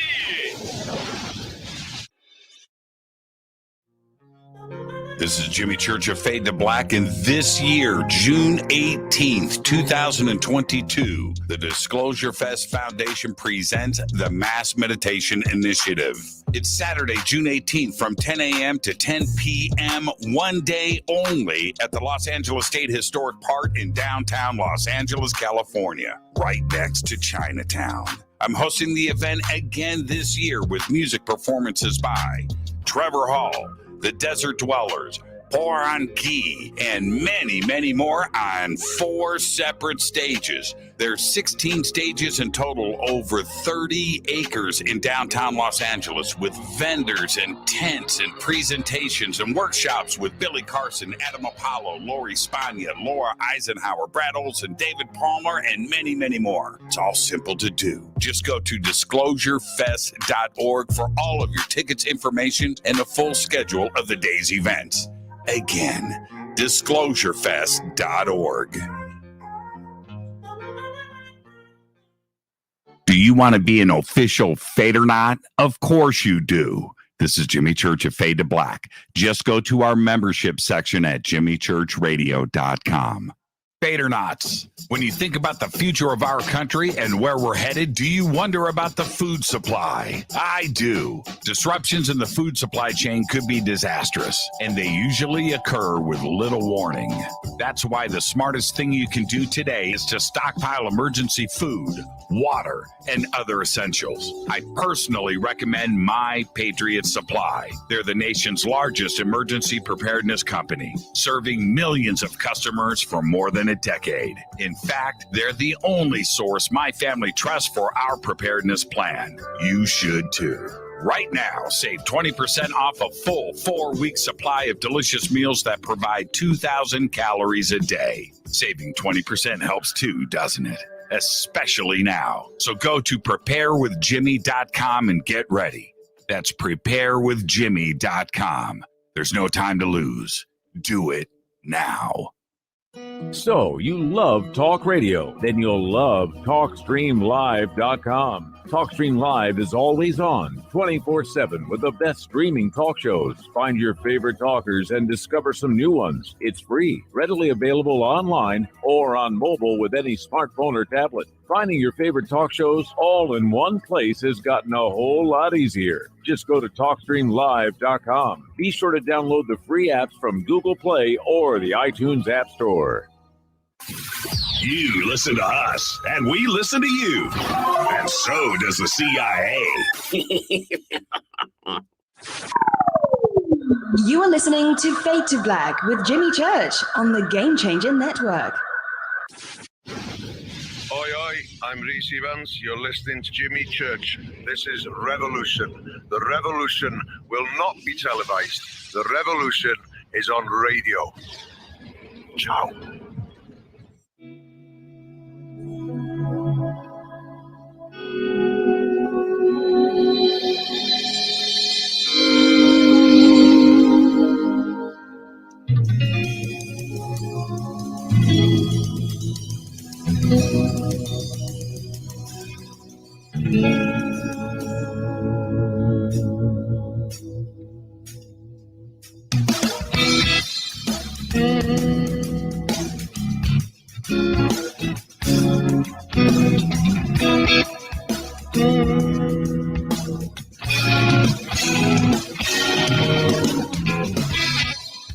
Welcome back, Fade to Black. I am your host, Jimmy Church. All the research that I do, the excitement, the great mood that I'm in, I can remember things. It's this. It's BrainPEAK, BrainPEAK 9. I'm telling you right now, click on the link and get yourself BrainPEAK, man. Pop two of those in the morning. And you are, it's just amazing. Absolutely amazing. Our guest tonight, Scott Creighton. And now, Scott, we brought up the CIA. I just want to point this out to everybody. I don't have the author's name in front of me. But many researchers and scientists over the years have talked about inversions of different kinds and different ways to approach this. And this book gets written, the CIA gets a hold of it, and they censor the entire thing. How many pages, how many words do they let go public? Well, I think about half the book was censored. Yeah. Half of the book was censored by the CIA from a researcher that Chan Thomas. Yeah, there you go. That is putting out there his research into an inversion and how this would occur. And the CIA steps in and says, no, you can't publish this. That's incredible to me. Yeah. I thought the book was Adam and Eve story. I think you can download the PDF of it, and you can see all the redacts, or you can see some. It's been heavily redacted, and but I'm not sure. I think it's possible now to get the original book. I think it's possible now to get it. So because I think that was done back in the 50s, 1950s. Right. So I think it's been released, or more of it has been released now.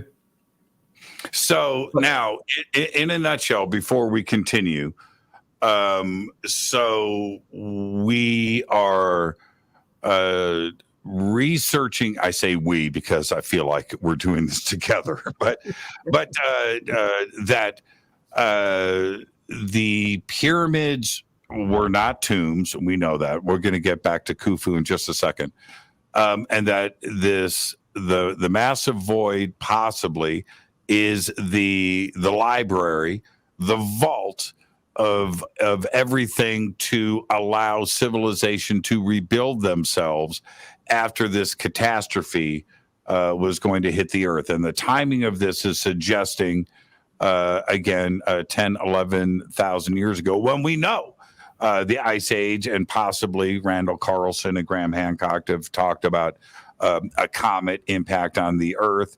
And that this would solve and answer a lot of these flood and deluge stories from different cultures around the world, including Egypt, which in EdenPURE, there is a complete history that is on the pillars and on the wall there that talks about, again, references back to almost what Plato referred to as Atlantis, that an island disappeared in one day.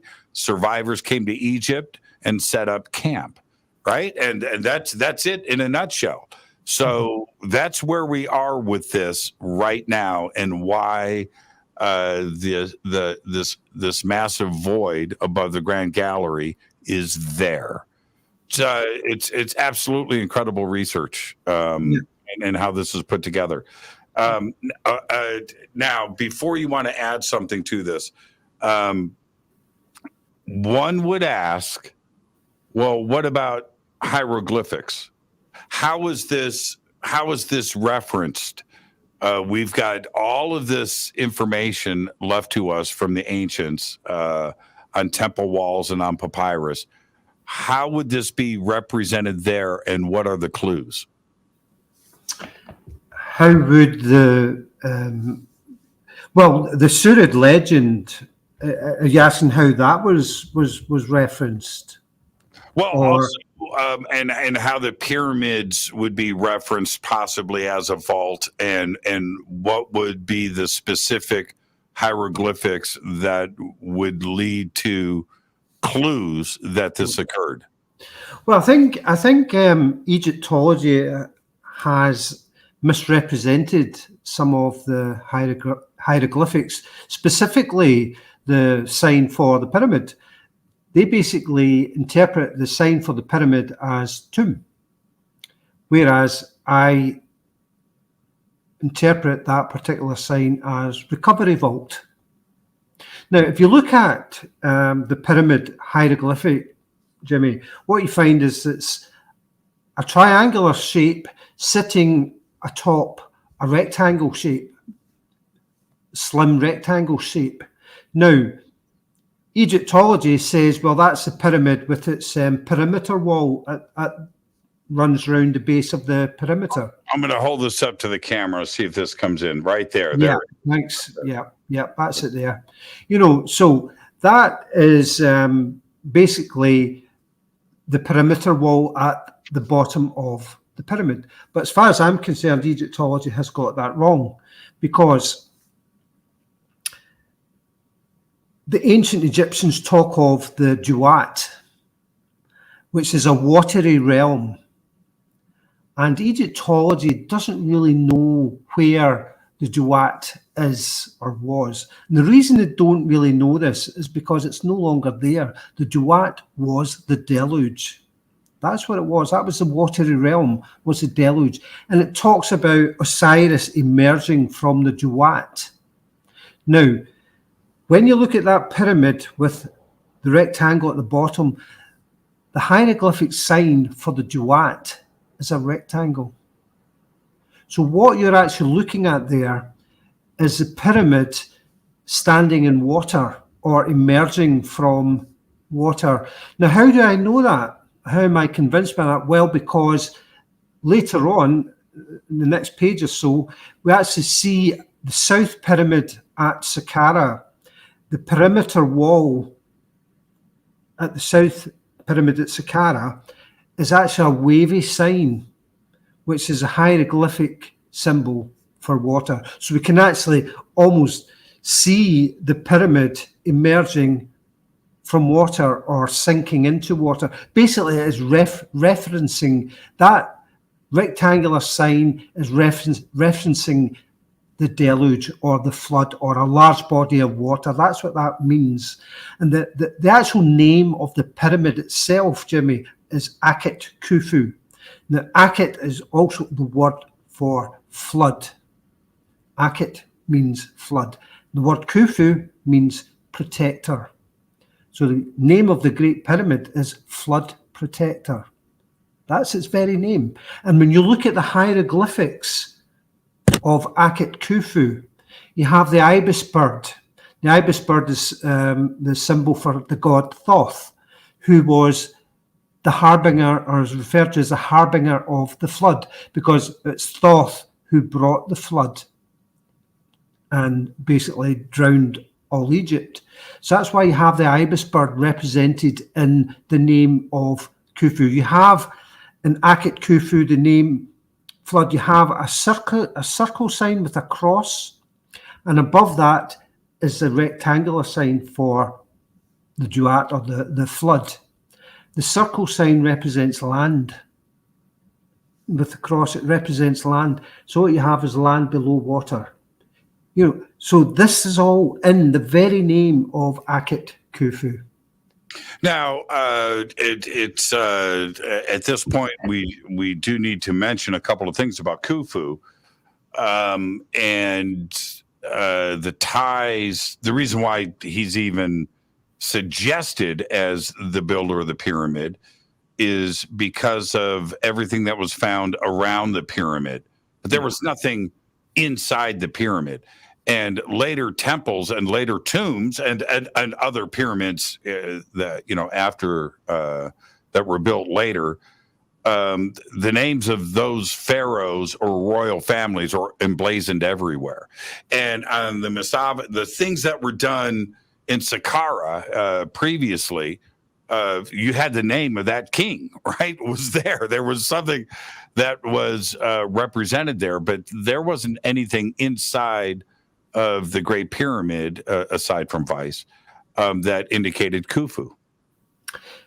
No, nothing apart from, as you just said there, the graffiti, the so-called workers' graffiti that were discovered by Howard Weiss, allegedly discovered by Howard Weiss in 1837 in these relieving chambers that he blasted his way into above the King's Chamber. So apart from those very dubious or questionable cartouches of Khufu that were found there, there's nothing really apart from, you know, the testimony of Herodotus, who basically says that, you know, Khufu built the Great Pyramid. But, you know, here's the thing, Jimmy. This legend of Saurod, this is a Coptic Egyptian legend, the Saurod legend. Now, the Coptic Egyptians, they still live in Egypt today. They're a minority population, about 5% of the population in Egypt today. Now, they regard themselves as the king.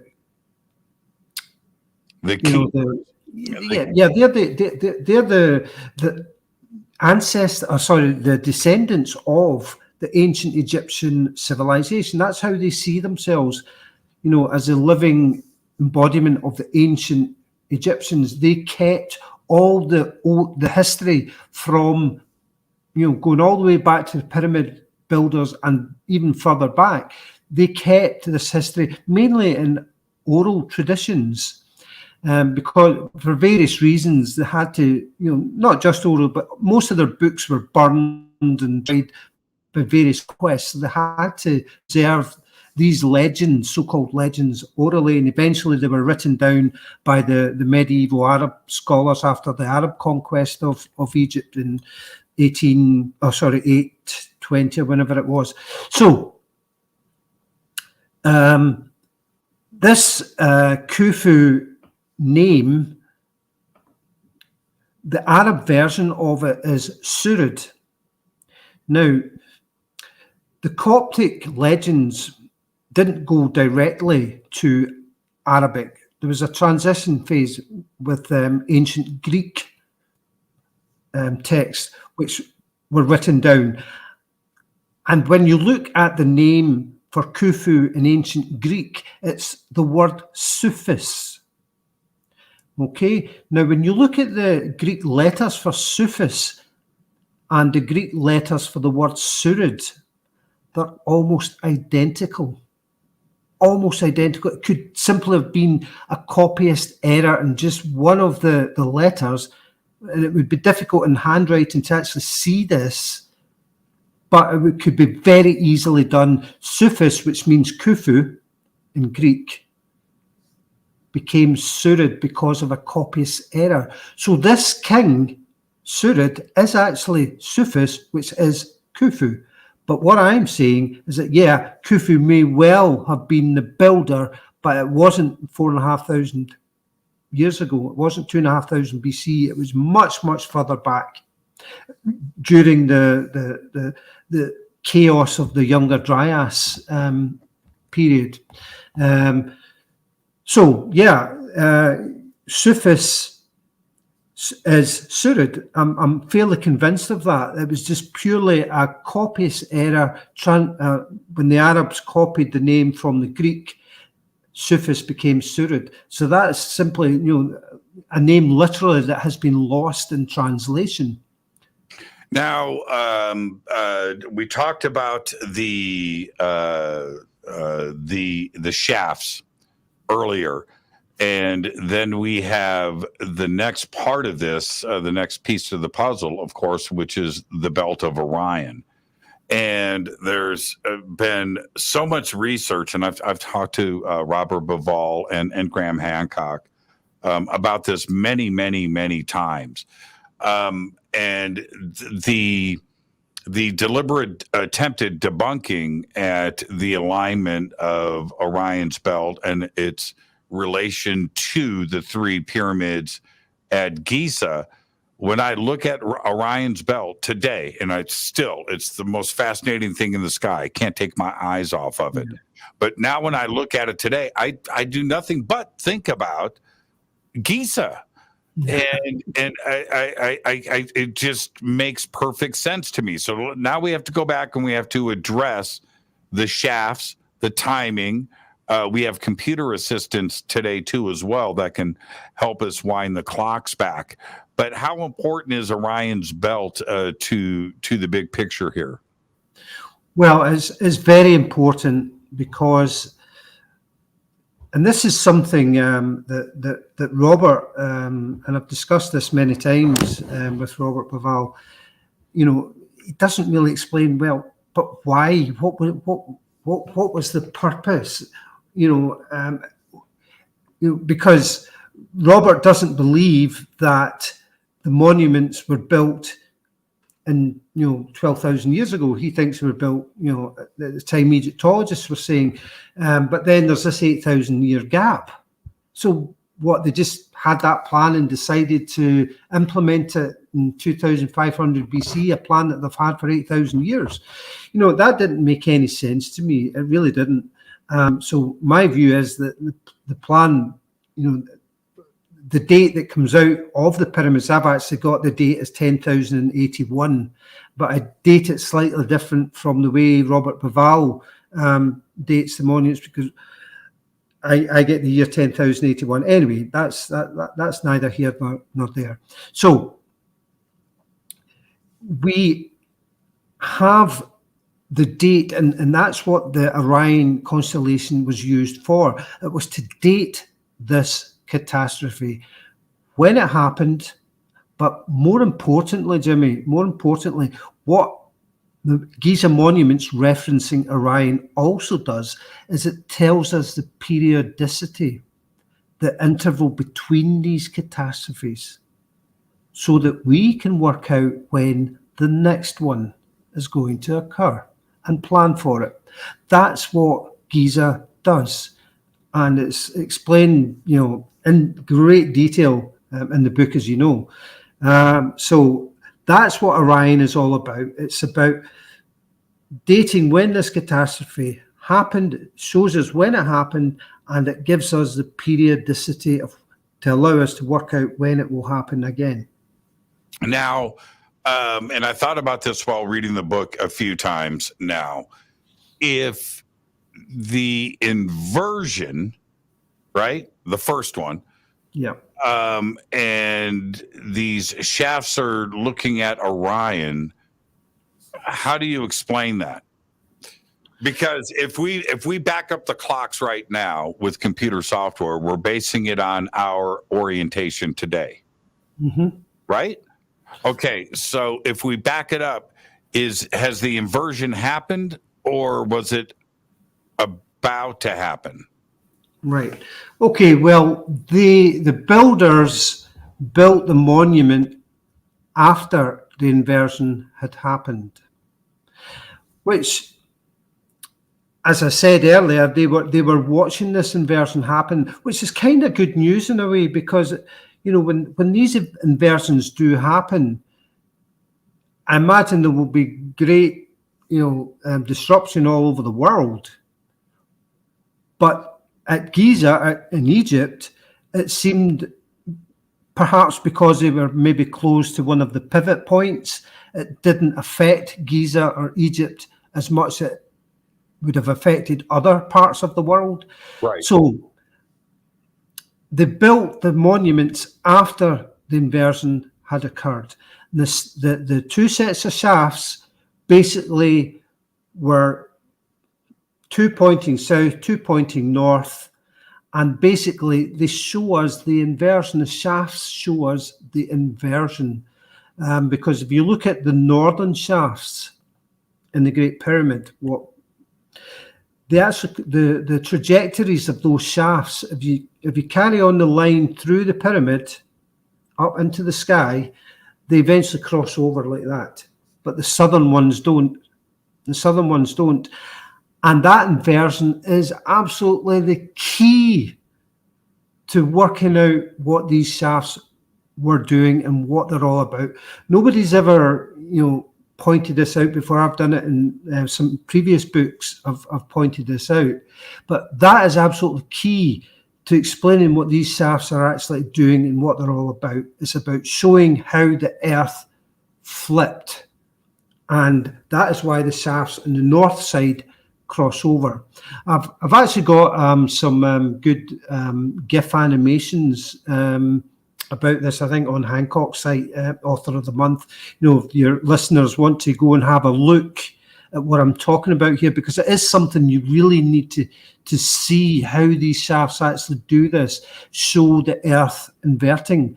And it's really, it's quite something when you actually see it, because, the two southern shafts, let's say the top one is pointing to, let's say the bottom shaft, the Queen shaft in the south, is pointing to the star Al-Natak, which is the bottom star in the belt. Yeah, there's three stars. So the bottom shaft is pointing to the bottom star. When the Earth flips, the stars will, the belt will flip round, they'll invert, they'll cross over. So you end up having the top shaft pointing to Alnitak rather than the bottom shaft, because the Earth is flipped over. But as I said, if the listeners go to the Graham Hancock Forum, Author of the Month, just look through for I think it's the Great Pyramid Void Enigma. There's 3 parts to it. I think it's maybe in the first or second. I can't remember which part, but your listeners can see it there, and they can actually see what I'm talking about. This inversion, how the shafts point to an Earth inversion.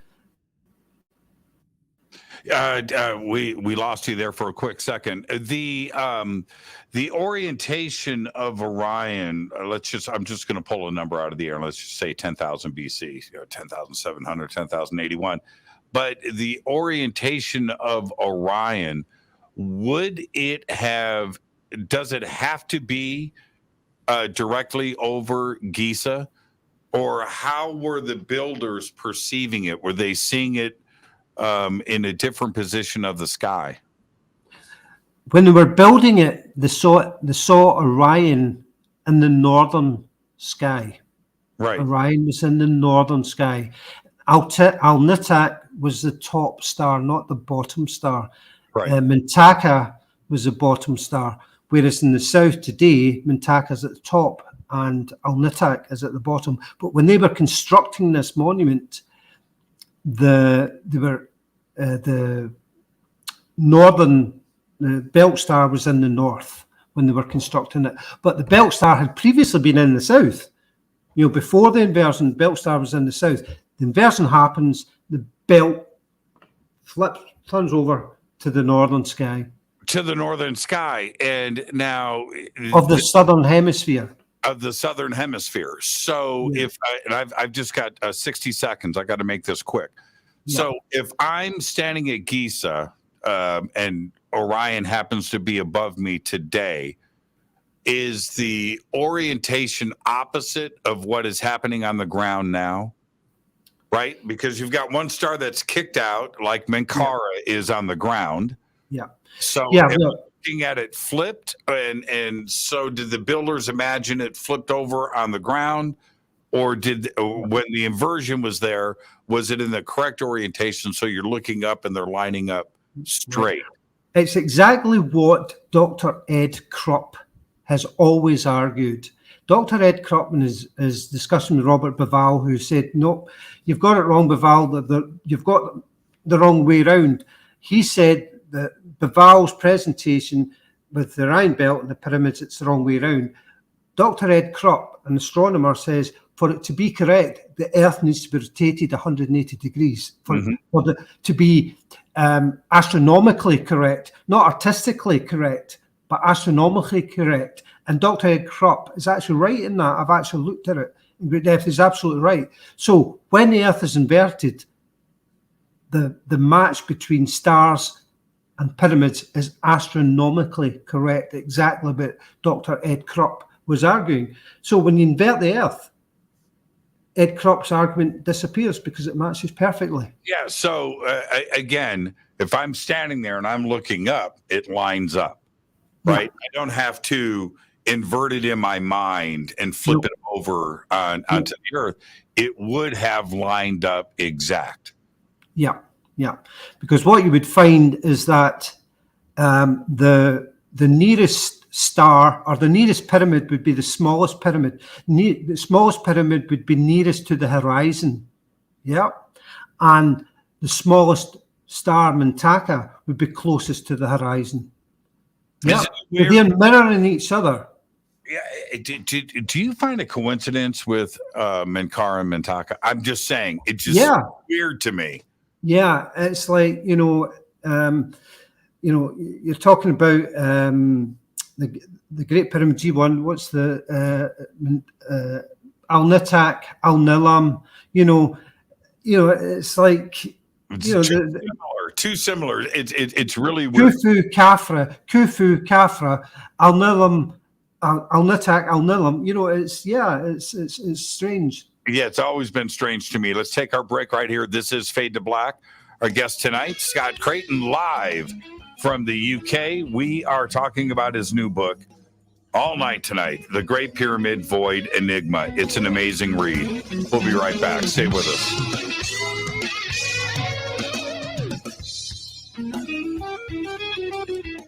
Hi everybody, this is Rob Halford, the Metal God on JimmyChurchRadio.com.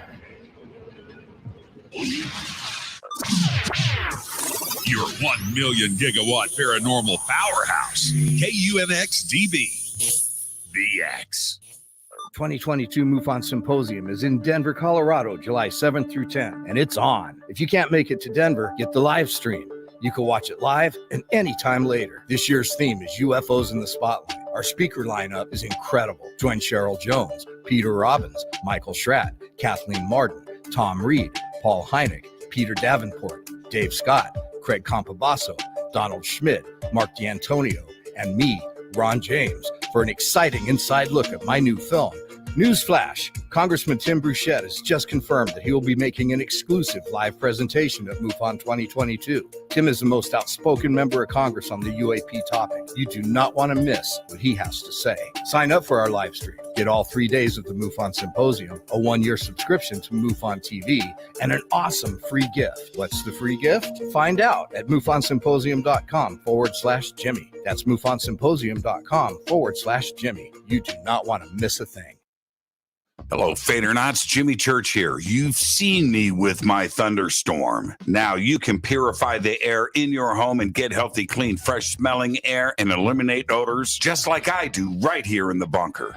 The EdenPURE Thunderstorm uses oxy technology that naturally sends out O3 molecules into the air, which seek out odors and air pollutants in your home and destroys them. It's called a thunderstorm because it purifies the air just like after a thunderstorm. And right now, you can save $200 on an EdenPURE Thunderstorm 3-pack for whole home protection. With this special offer, you're getting 3 units for under $200. Seriously. Go to EdenPureDeals.com and use Fader3. Shipping is free and it's easy. Just scroll down. You'll see my name right there, Jimmy Church. Click on it and get your deal today. That's EdenPureDeals.com. Are you ready to read about true paranormal events? Unex Media publishes nonfiction books about UFOs, ghosts and haunted places, time anomalies, cryptid creatures, and more. Just like KUNX-DB Radio, it's all about unexplained phenomena. Visit www.unexmedia.com to see our list of great book titles by Debbie Ziegelmeyer, Gene Walker, Devin Listrom, Wayne Lawrence, Bill Spicer, and yours truly, Margie Kay. That's unexmedia.com. This is Jimmy Church of Fade to Black, and I only drink Fade to Black blend coffee from Rivermoon. Just click on the Rivermoon coffee banner at jimmychurchradio.com. Promo code F2B blend. This is the only way forward. This is Fade to Black. Make contact. This is Jimmy Church of Fade to Black, and this year, June 18th, 2022, the Disclosure Fest Foundation presents the Mass Meditation Initiative. It's Saturday, June 18th from 10 a.m. to 10 p.m., one day only at the Los Angeles State Historic Park in downtown Los Angeles, California, right next to Chinatown.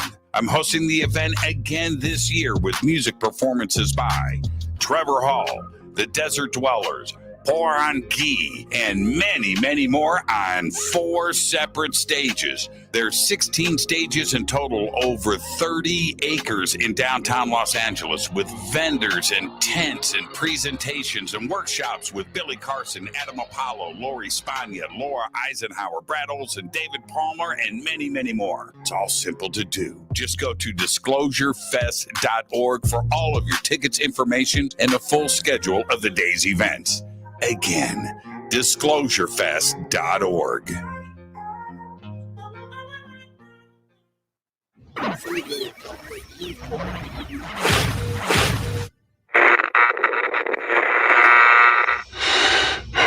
You want to know a secret?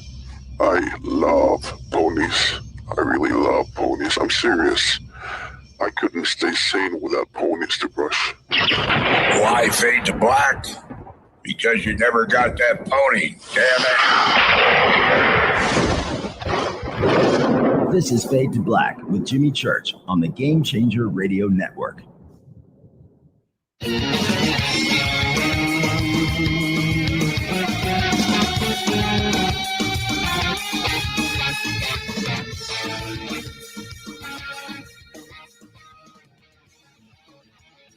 Welcome back, Fade to Black. I am your host, Jimmy Church. Tonight, Scott Creighton.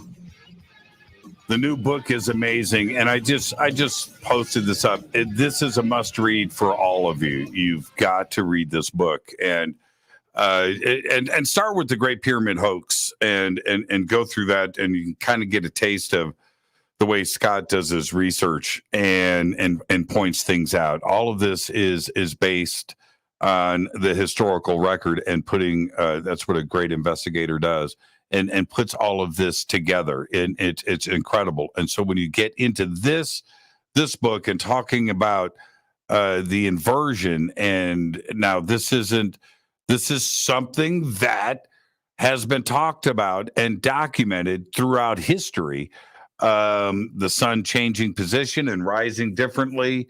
It just blew my mind to see this repeated, and I had to go back and Scott, quite frankly, just do my own research and chase this down because it's just too fantastical.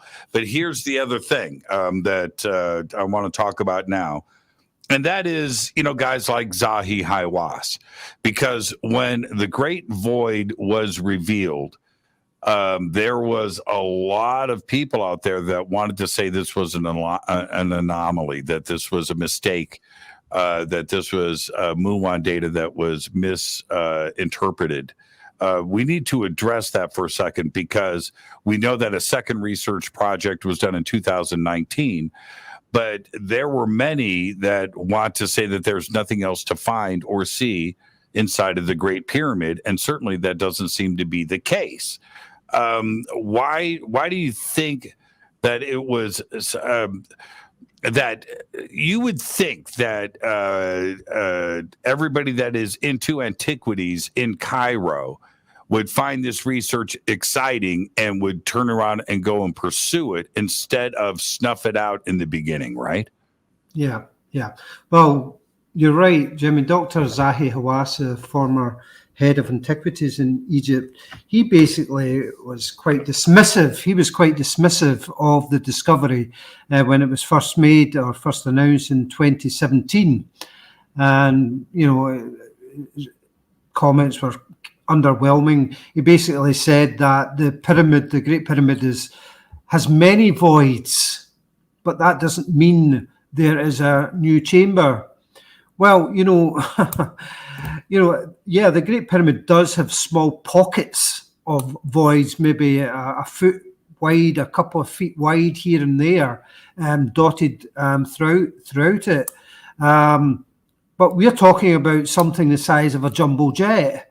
That's not just your normal small type void that Hawass is trying to make an analogy with. So, as far as I'm concerned, there is something really important there. Now, Hawass, Dr. Mark Lehner, the American Egyptologist, his initial reaction in 2017 was that, well, this is just an anomaly. We'll wait and see. Now, there's another Egyptologist, a guy called Dr. David Lightbody, or Ian Lightbody, sorry, and he basically, he's actually an Egyptologist from my hometown here in Glasgow, and he basically thought that the position of the myography instrumentation was causing, because it was below the Grand Gallery, that the Grand Gallery was somehow causing a reflection or ghosting image on the plates, on the film plates. And to basically eradicate that probability, the Scan Pyramids team did a second scan in 2019 from above the Grand Gallery so that the Grand Gallery couldn't be causing a ghosting effect. So they've basically now come to the conclusion, and I've heard that Zahi Hawass has changed his mind, as has Dr. Mark Lehner. They've both changed their mind, and now I've heard that they are of the view that there is something significant and important to be discovered in this massive space. Well, okay, so I'm going to point out something, and I don't talk bad about anybody. I try not to, except Zahi Hawass. Well, Neil deGrasse Tyson too. He goes into that mix. But the thing is, unless Zahi has made the discovery himself with his team, he's going to deny its existence. And the original cavern that was found in the bird tombs just north of the Giza Plateau, he said that didn't exist. And it was mapped out in the 1800s. And when the cartographers from Britain were mapping out, they literally, in their cartography, showed the bird tomb and showed the caverns and where they had gone down, and they mapped it out. So once Zahi went down there for himself, what did he do? He shot a documentary about it. Oh, we've got tunnels underneath the Great Pyramid. Well, it's the same thing here. Because he wasn't involved with it, then it didn't exist. And one other thing I want to point out to everybody, it was 3 different angles that were shot in 2017 by 3 independent teams. It wasn't the same team. It was 3 independent teams shooting. So the ghosting from underneath the Grand Gallery was canceled out with the 2 other points that were there to show a 3D image of this void. Now, once everything was repeated in 2019, Mark Lerner and Zahi Hawass, they can't be in a position of denial now. And that's why they've had the turnaround, right? I mean, there's no other way to explain it. Yeah, absolutely. It's real. It exists. And to this date, mainstream Egyptology has no idea why it's there or its purpose. What I'm saying in my books, if they had just taken some time to listen to the Coptic Egyptian legend of Saurod, it tells us its purpose. It's quite clear. Okay, now let's say we get in, right? Yep. We get cameras in. There are a few possibilities here. One, which is what Egypt and the Egyptologists are hoping for, it's going to be the sarcophagus of Khufu, right? That's what they want. They want all of his stuff, like, King Tut, right? They want all of his stuff to follow him into the afterlife, everything that he's going to need to advise the gods and guide Egypt, right? That's the purpose, right? If we follow everything correctly. I sound like I know what I'm talking about. I don't. I just read a lot. But that's what they would love to have in this void, right? That's choice number 1, correct? Yep. Yeah, I mean, that's one of the theories of what they will find in there. It's completely wrong, in my opinion. They will not find Khufu body in there because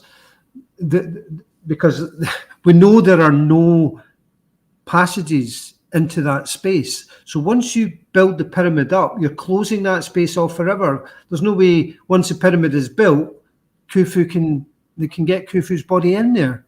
It's just impossible. So that's they will not find Khufu's body or any of his afterlife treasure or whatever in that space. That's not what it was for. And the second choice, the second theory, which is yours, and then I'll get to a third from my other friends that I've talked to. The second one is we're going to find the Hall of Records, right? The Holy Grail. We're going to find all of the secret stuff and jars of seeds as well too. But all of the ancient knowledge. Well, that's not really what I'm saying, Jimmy. What I'm saying is that all that stuff, the seeds and so forth, would have been in accessible places so that the survivors of this catastrophe could gain access to them. Remember, the void, there's no access to it. There's no passageways anywhere, so they couldn't get access. So they wouldn't put the seeds and all that kind of stuff there. They stored the seeds. They stored a cache, I believe, of material inside the pyramid, in the chambers, the Queen's chamber, the King's chamber. The King's chamber, actually, the sarcophagus in it was probably with earth, just like the one in G2, the Khafre's pyramid. When Bolzoni opened that in 1818, he prized the lid off the sarcophagus. What did he find? Earth. A box of earth, because this is what this whole thing was about. It's about rebirth of the earth, not the king, rebirth of the earth. That's why they found earth in the sarcophagus. And that's what they would have found in the granite sarcophagus in the King's chamber of the Great Pyramid, earth, because it was a chthonic ritual. It was about rebirth of the earth. So, but when you look at like G2, to the west of G2, there's these subterranean chambers. And there's about 100 of them, and they're about 100 feet long and about 12 feet deep. These subterranean chamber, or galleries, they call them. And they were covered over by heavy limestone slab blocks. That would have been your seed depository, your goods depository for the general population that survived. The pyramid is acting as a cairn, a marker, a beacon, if you like, for where this material is being stored. There will be a small cache inside in case complete. That's your ultimate backup in case complete disaster, everything gets wiped out. But the big void won't have anything of that in it at all because it cannot be accessed. The big void, the purpose of the big void, to understand the purpose of the big void, you need to understand a bit about the ancient Egyptian afterlife. You see, a king, an ancient Egyptian king in death was more important than the living king, because the king in death could go to the stars, the gods, could intercede and discuss with the gods for the benevolence of Egypt, to make sure the Nile would flow, the crops would grow, the winds would blow. You know, that was the role of the dead king. The Osiris kings was to commune with the god, to intercede with the gods for the benefit of the living country. Now, that is why the ancient Egyptians had to preserve these deceased pharaohs, because if their body became so decayed that the soul could no longer recognize, because the soul would leave the body during the day and then it would come back at night. It would do this for eternity. This is what they believed. If the soul came back and couldn't recognize the decayed body, its pharaoh, that king would die forever, and as would the soul. It could no longer intercede with the gods. So they had to preserve the bodies of these kings. Now, if you've got a catastrophe coming, now all these kings were buried all over Egypt, these ancient kings. The thing is, we have never found a single king from the Old Kingdom period. We've found kings from later periods, but not any from the Old Kingdom period, not one. And that's very, very strange. Egyptologists say, well, yeah, that's because, you know, the tombs were raided. But, well, the tombs were raided in later times as well, and we've found some kings from those periods. Why not the Old Kingdom? Why have we found none from that period? Because they're all in the big void. How many, well, it could hold a lot. Yeah. But what are we talking about here? And then we have the queens. Yeah, we have the queens, and we have other relatives too as well, and possibly it'll be the kings and the queens. It'll be kings and queens, because the reason I know this is because Jimmy, is because when I was talking there about the bodies had to be preserved, the body decayed too much. What the ancient Egyptians would also put in the tomb of the king is a statue. It's what's called a Ka statue. They would put that in there with the king, so that if the body did decay, the soul, the Ka, could use the statue as a surrogate body and it could continue to live. So this is why we have the Grand Gallery at the bottom, because if you notice, when you go into the Grand Gallery, Jimmy, pay attention to this particular feature. On either side of the Grand Gallery, there are these pavements, what you would call sidewalks, yeah? On either side, left and right. And into each of these sidewalks, there are these notches dug. They're about 2 or 3 feet wide. These notches dug into these sidewalks, and there's 27 of them on either side, which is 54. Sorry, 54. 54. Yeah. And what these notches were for statues of the king. There's smaller notches and larger notches. The smaller ones were for queen statues, the larger ones for the king statues, and these were Ka statues. 54 of them.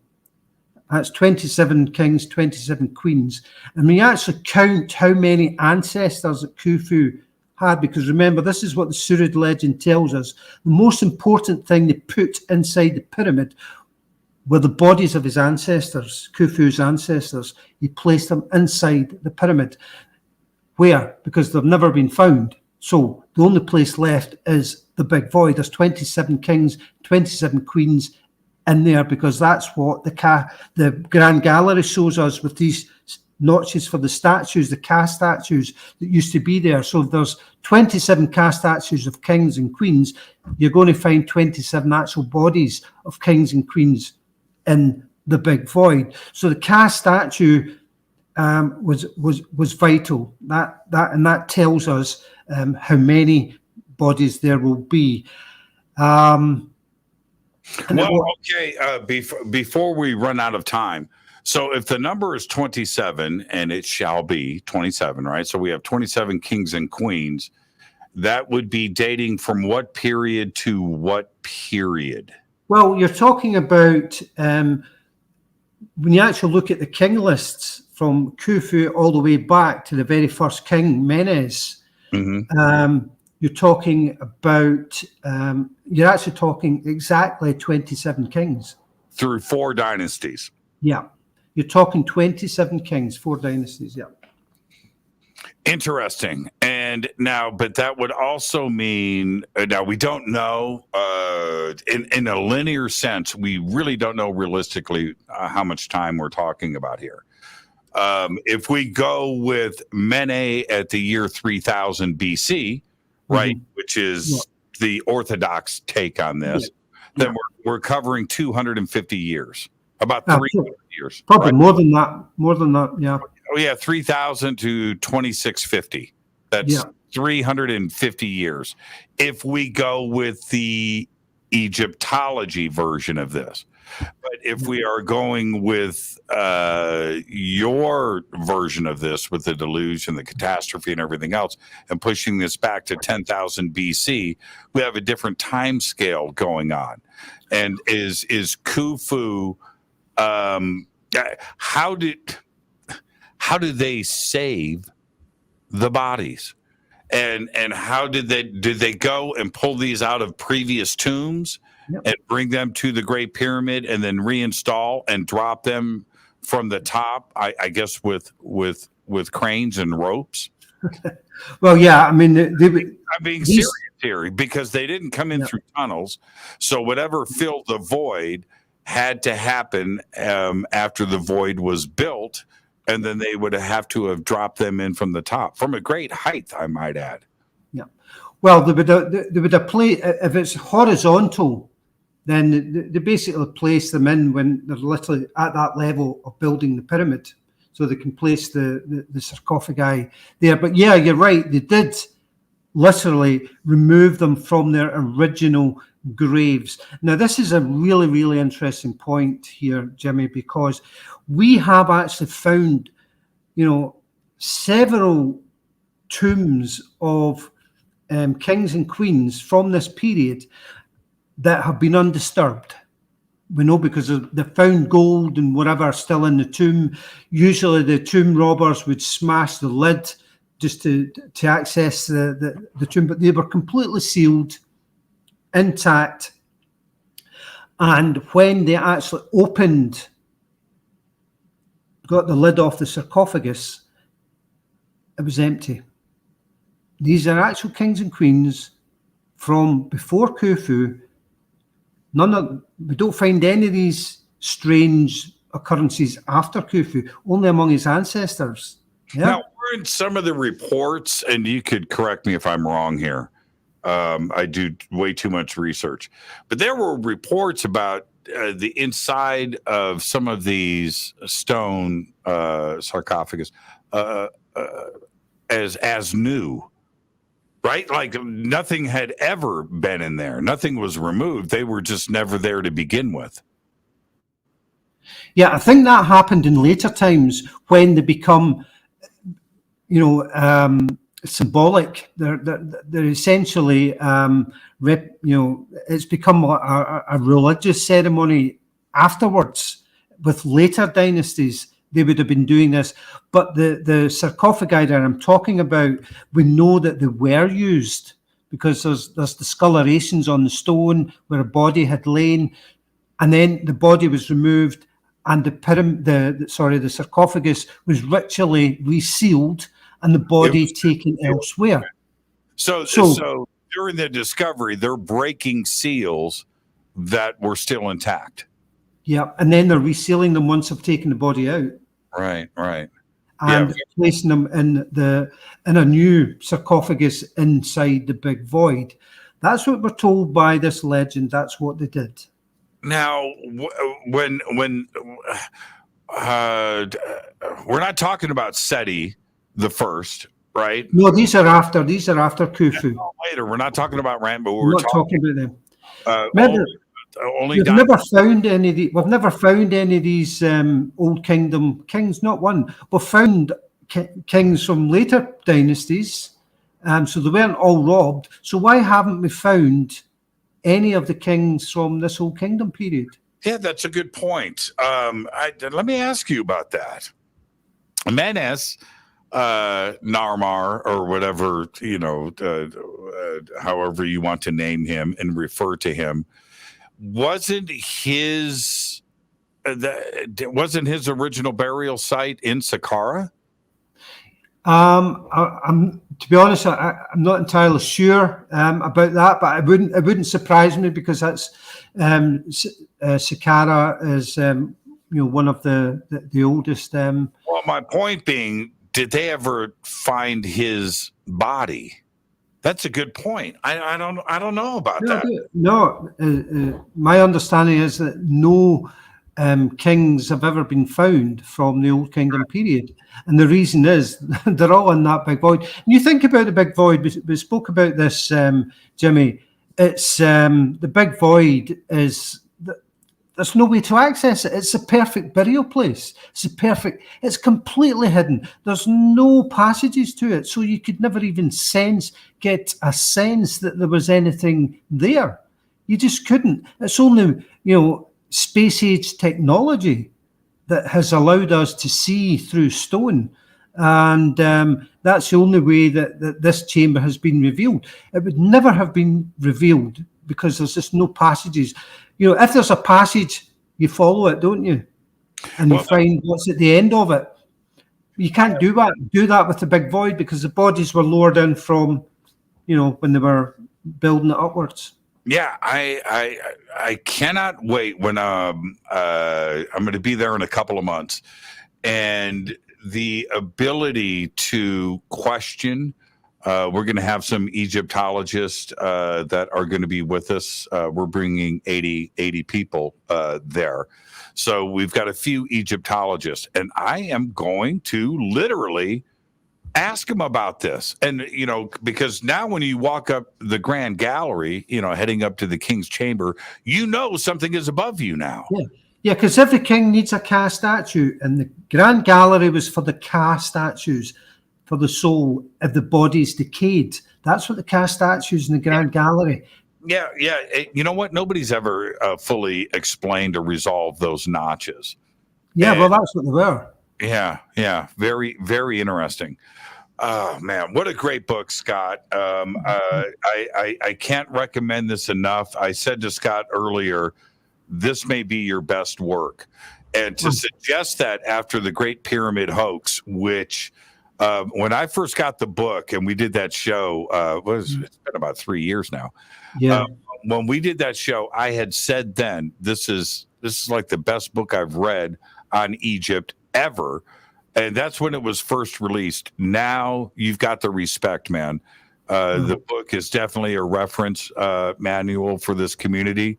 And you're right up there with the best. And so to say that this book is better than that, it's no joke. You did well, my friend. You did well. Thank you, Jimmy. Appreciate that. And I do want to do another show with you. Let's come back and let's do the Vice update. Yep. Let's do a Vice recap. And see, the thing is, Scott, hang on for a minute. I just blew past the commercial break, so we might as well keep this going for a second. When I bring up Vice today, I bring him up like I'm assuming everybody knows, right? And they don't. The word is out. But this is the deal. It's really interesting how I have been able to go back and catch things in movies and document little things where people will bring up Howard Weiss, not in a positive light, but they will bring up this reference throughout the years, and not enough has been focused on it. Not enough. And so we need to go back. We need to do a Howard Weiss 101, start from the beginning and get to the end and present all the evidence. And there's way too many updates here as well.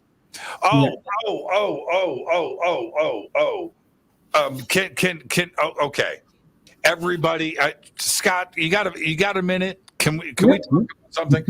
Can we talk about May 6th, May 7th, and May 9th? Can we address this? I mean, it's nuts. It's nuts. It's the craziest thing. And I'm going to be honest with you. If you go and you, Scott, you've got a journal that you're writing in every day. You're writing in your journal every single day.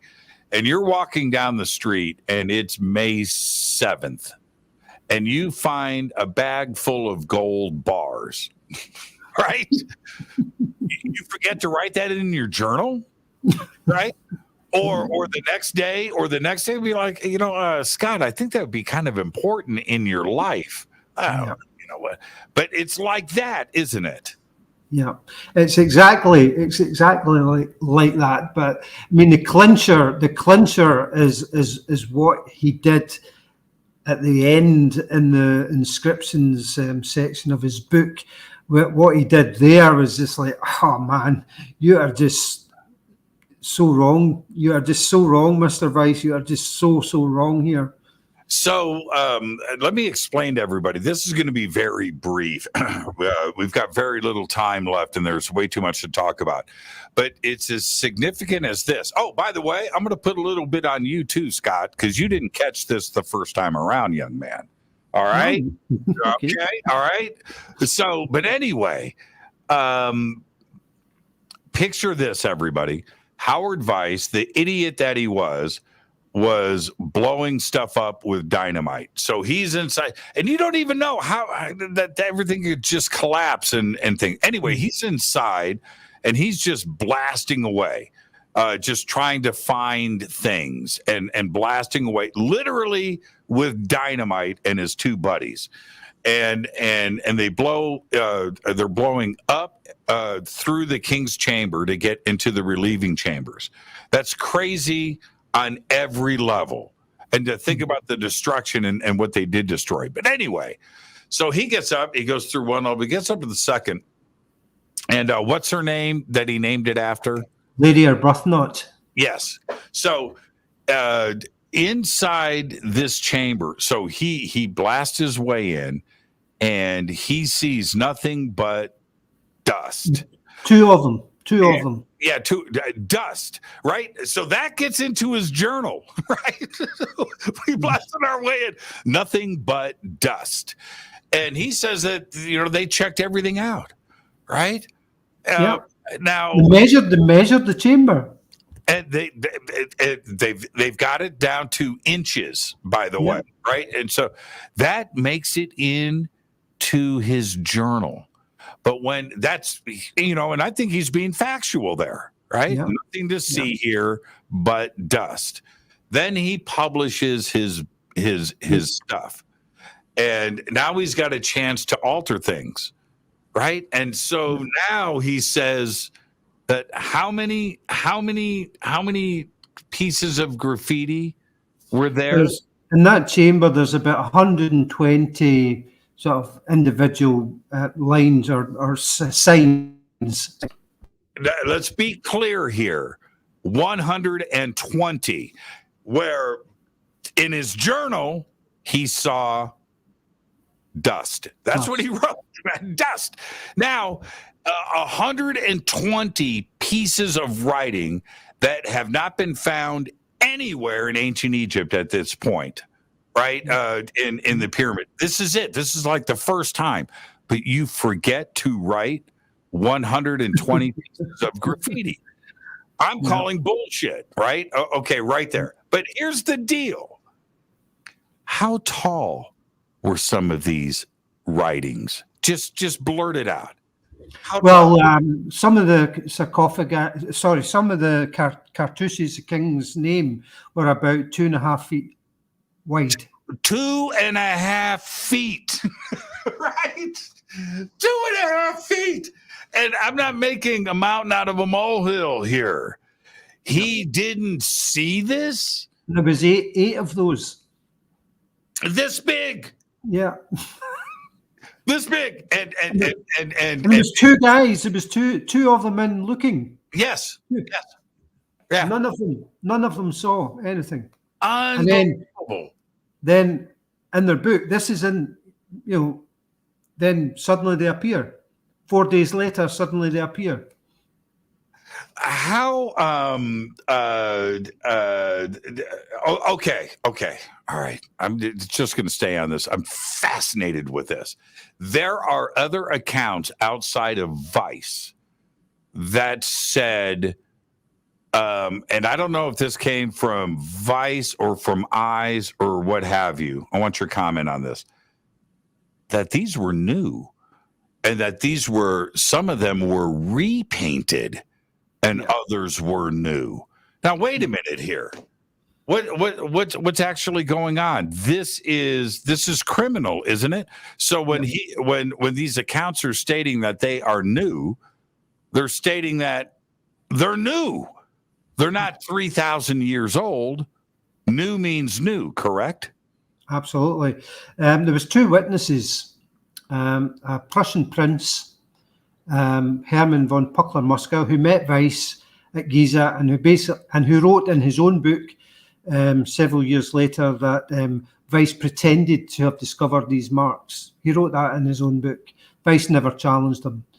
Then there was another guy, a guy called Humphreys Brewer, who was working with Weiss at the time, and he saw or heard what was going on, and this story was passed down his family generations, and eventually reached a chap called Walter Allen. This is this Humphreys Brewer's great grandson, Walter Allen. He wrote Yes. letters. Right. Yeah. He learned from his great grandfather, who worked with Weiss, that some marks were repainted, some were new. That's what he said. So basically, there you go. I mean, that is blatant fraud. But people have tried to discredit that account by saying, well, he doesn't mention this guy Brewer in his published book. Well, duh. Why would he? You would never do it, even though he did state that he fought. He got in a fight with somebody. Yeah, that's right.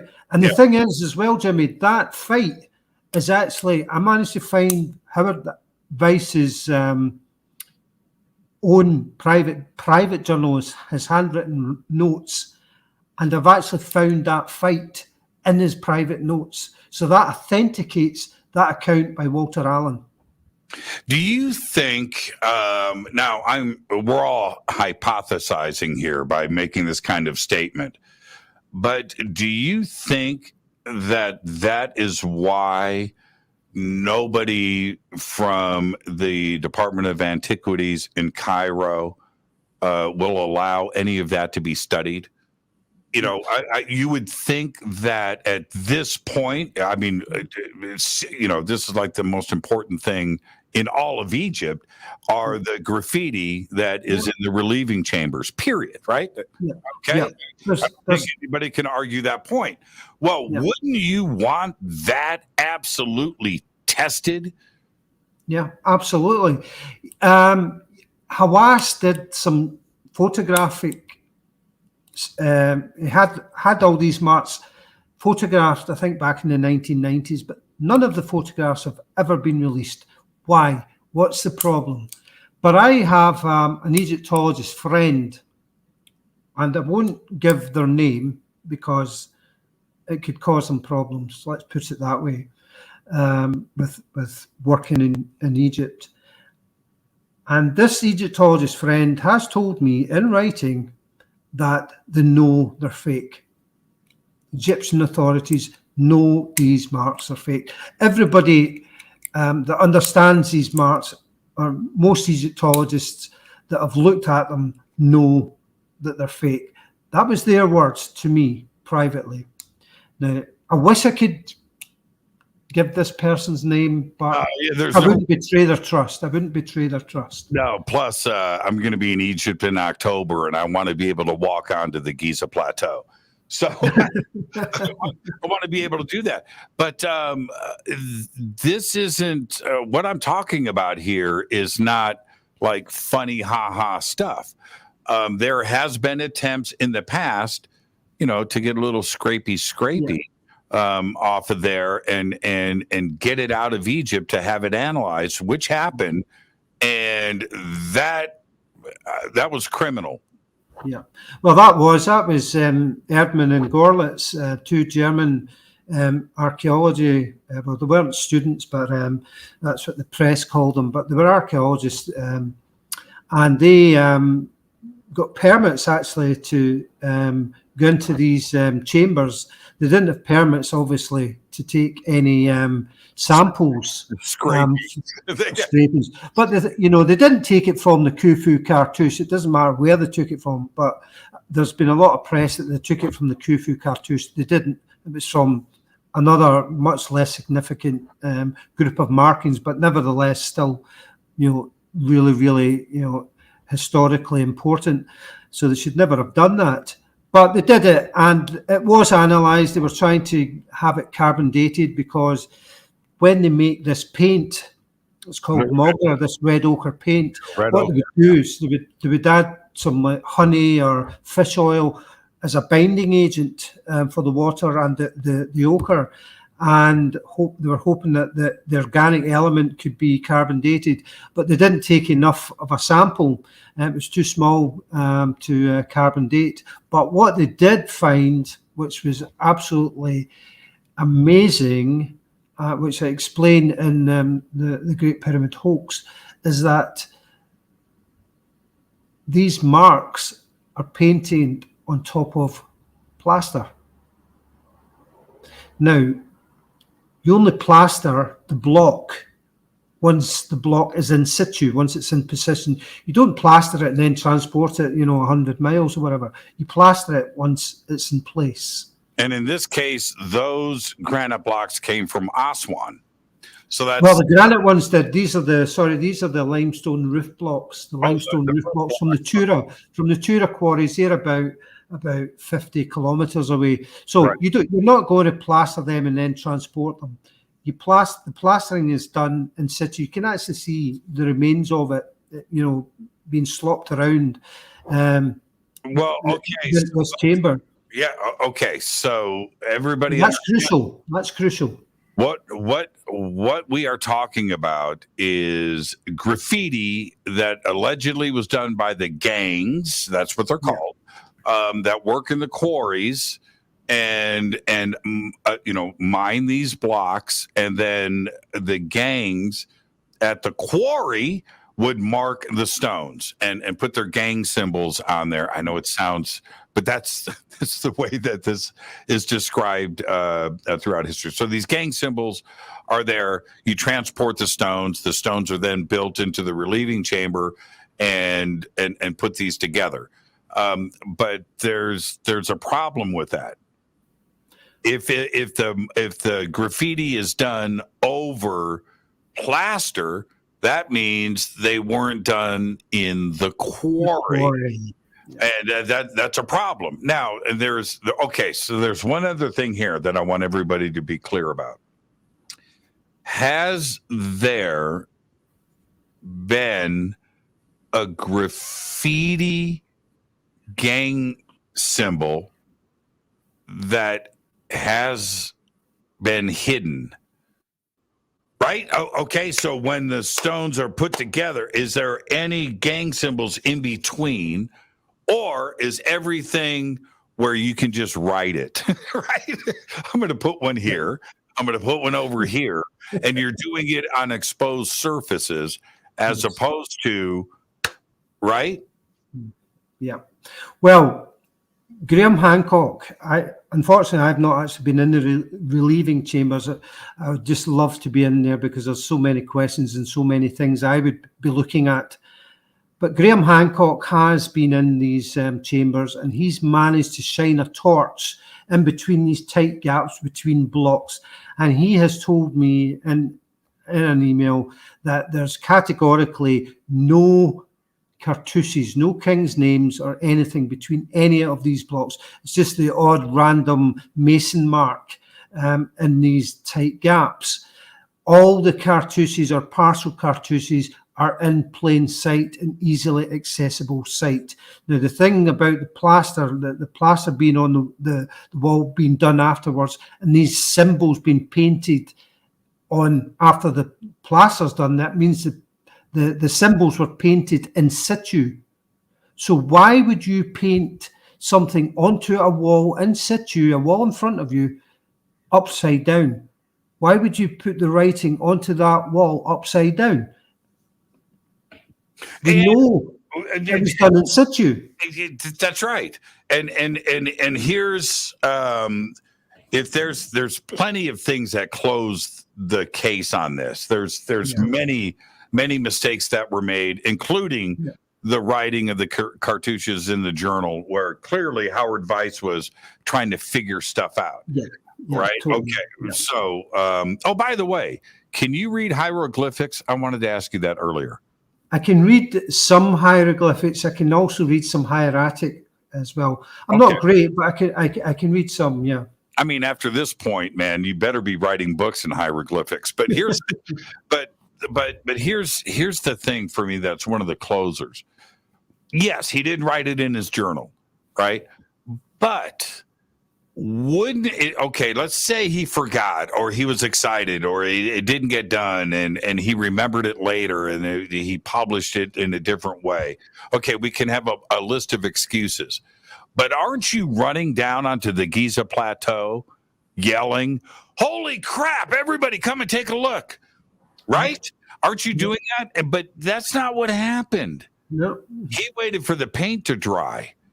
Yeah. Right? Literally waited for the paint to dry and talked about this weeks and months later, not on the day of the discovery. Exactly. Which particularly this example which you touched on earlier, May 6th, 7th, 8th, and 9th, that whole sequence there, he opened and went into this chamber on the May 6th, Lady Arbuthnot's chamber on May 6th. Now, we can see today there's 120 marked signs in there and cartouches that are 2.5 feet wide. And he doesn't mention anything about it.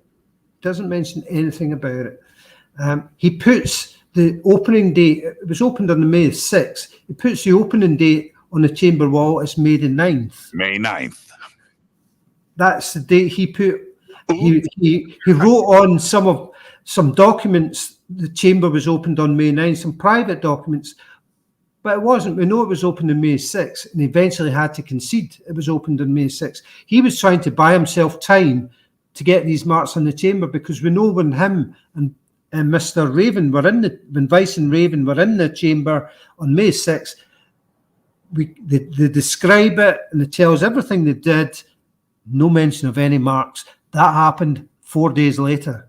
Now, because they needed time to put the marks in, and they didn't tell anyone anywhere. There was no eureka moment where he's running around Giza. I found this amazing.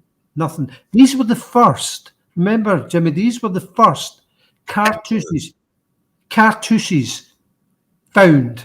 Period. And he doesn't mention them. No, he doesn't mention it. Now, I was really happy. Well, okay. May 6th and May 7th are two different dates. Those are two different days. One is a 6 and one is a 7.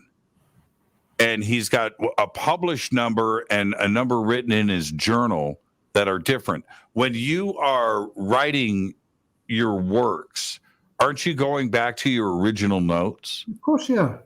Why would you get such an important thing off by a day? And a 6 and a 7 look different to me. Well, it was actually, he got it wrong by 3 days.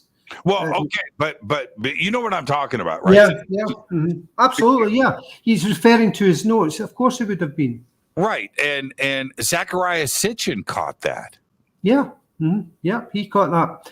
I just wish Sitchin had gone into it a bit more back then, because I've obviously analysed it to death in this book and shown a whole lot more of what was going on and the anomalies with that whole situation than Zechariah did. But anyway, the listeners can read about that. But it's just incredible what mainstream Egyptology expects, intelligent people to believe.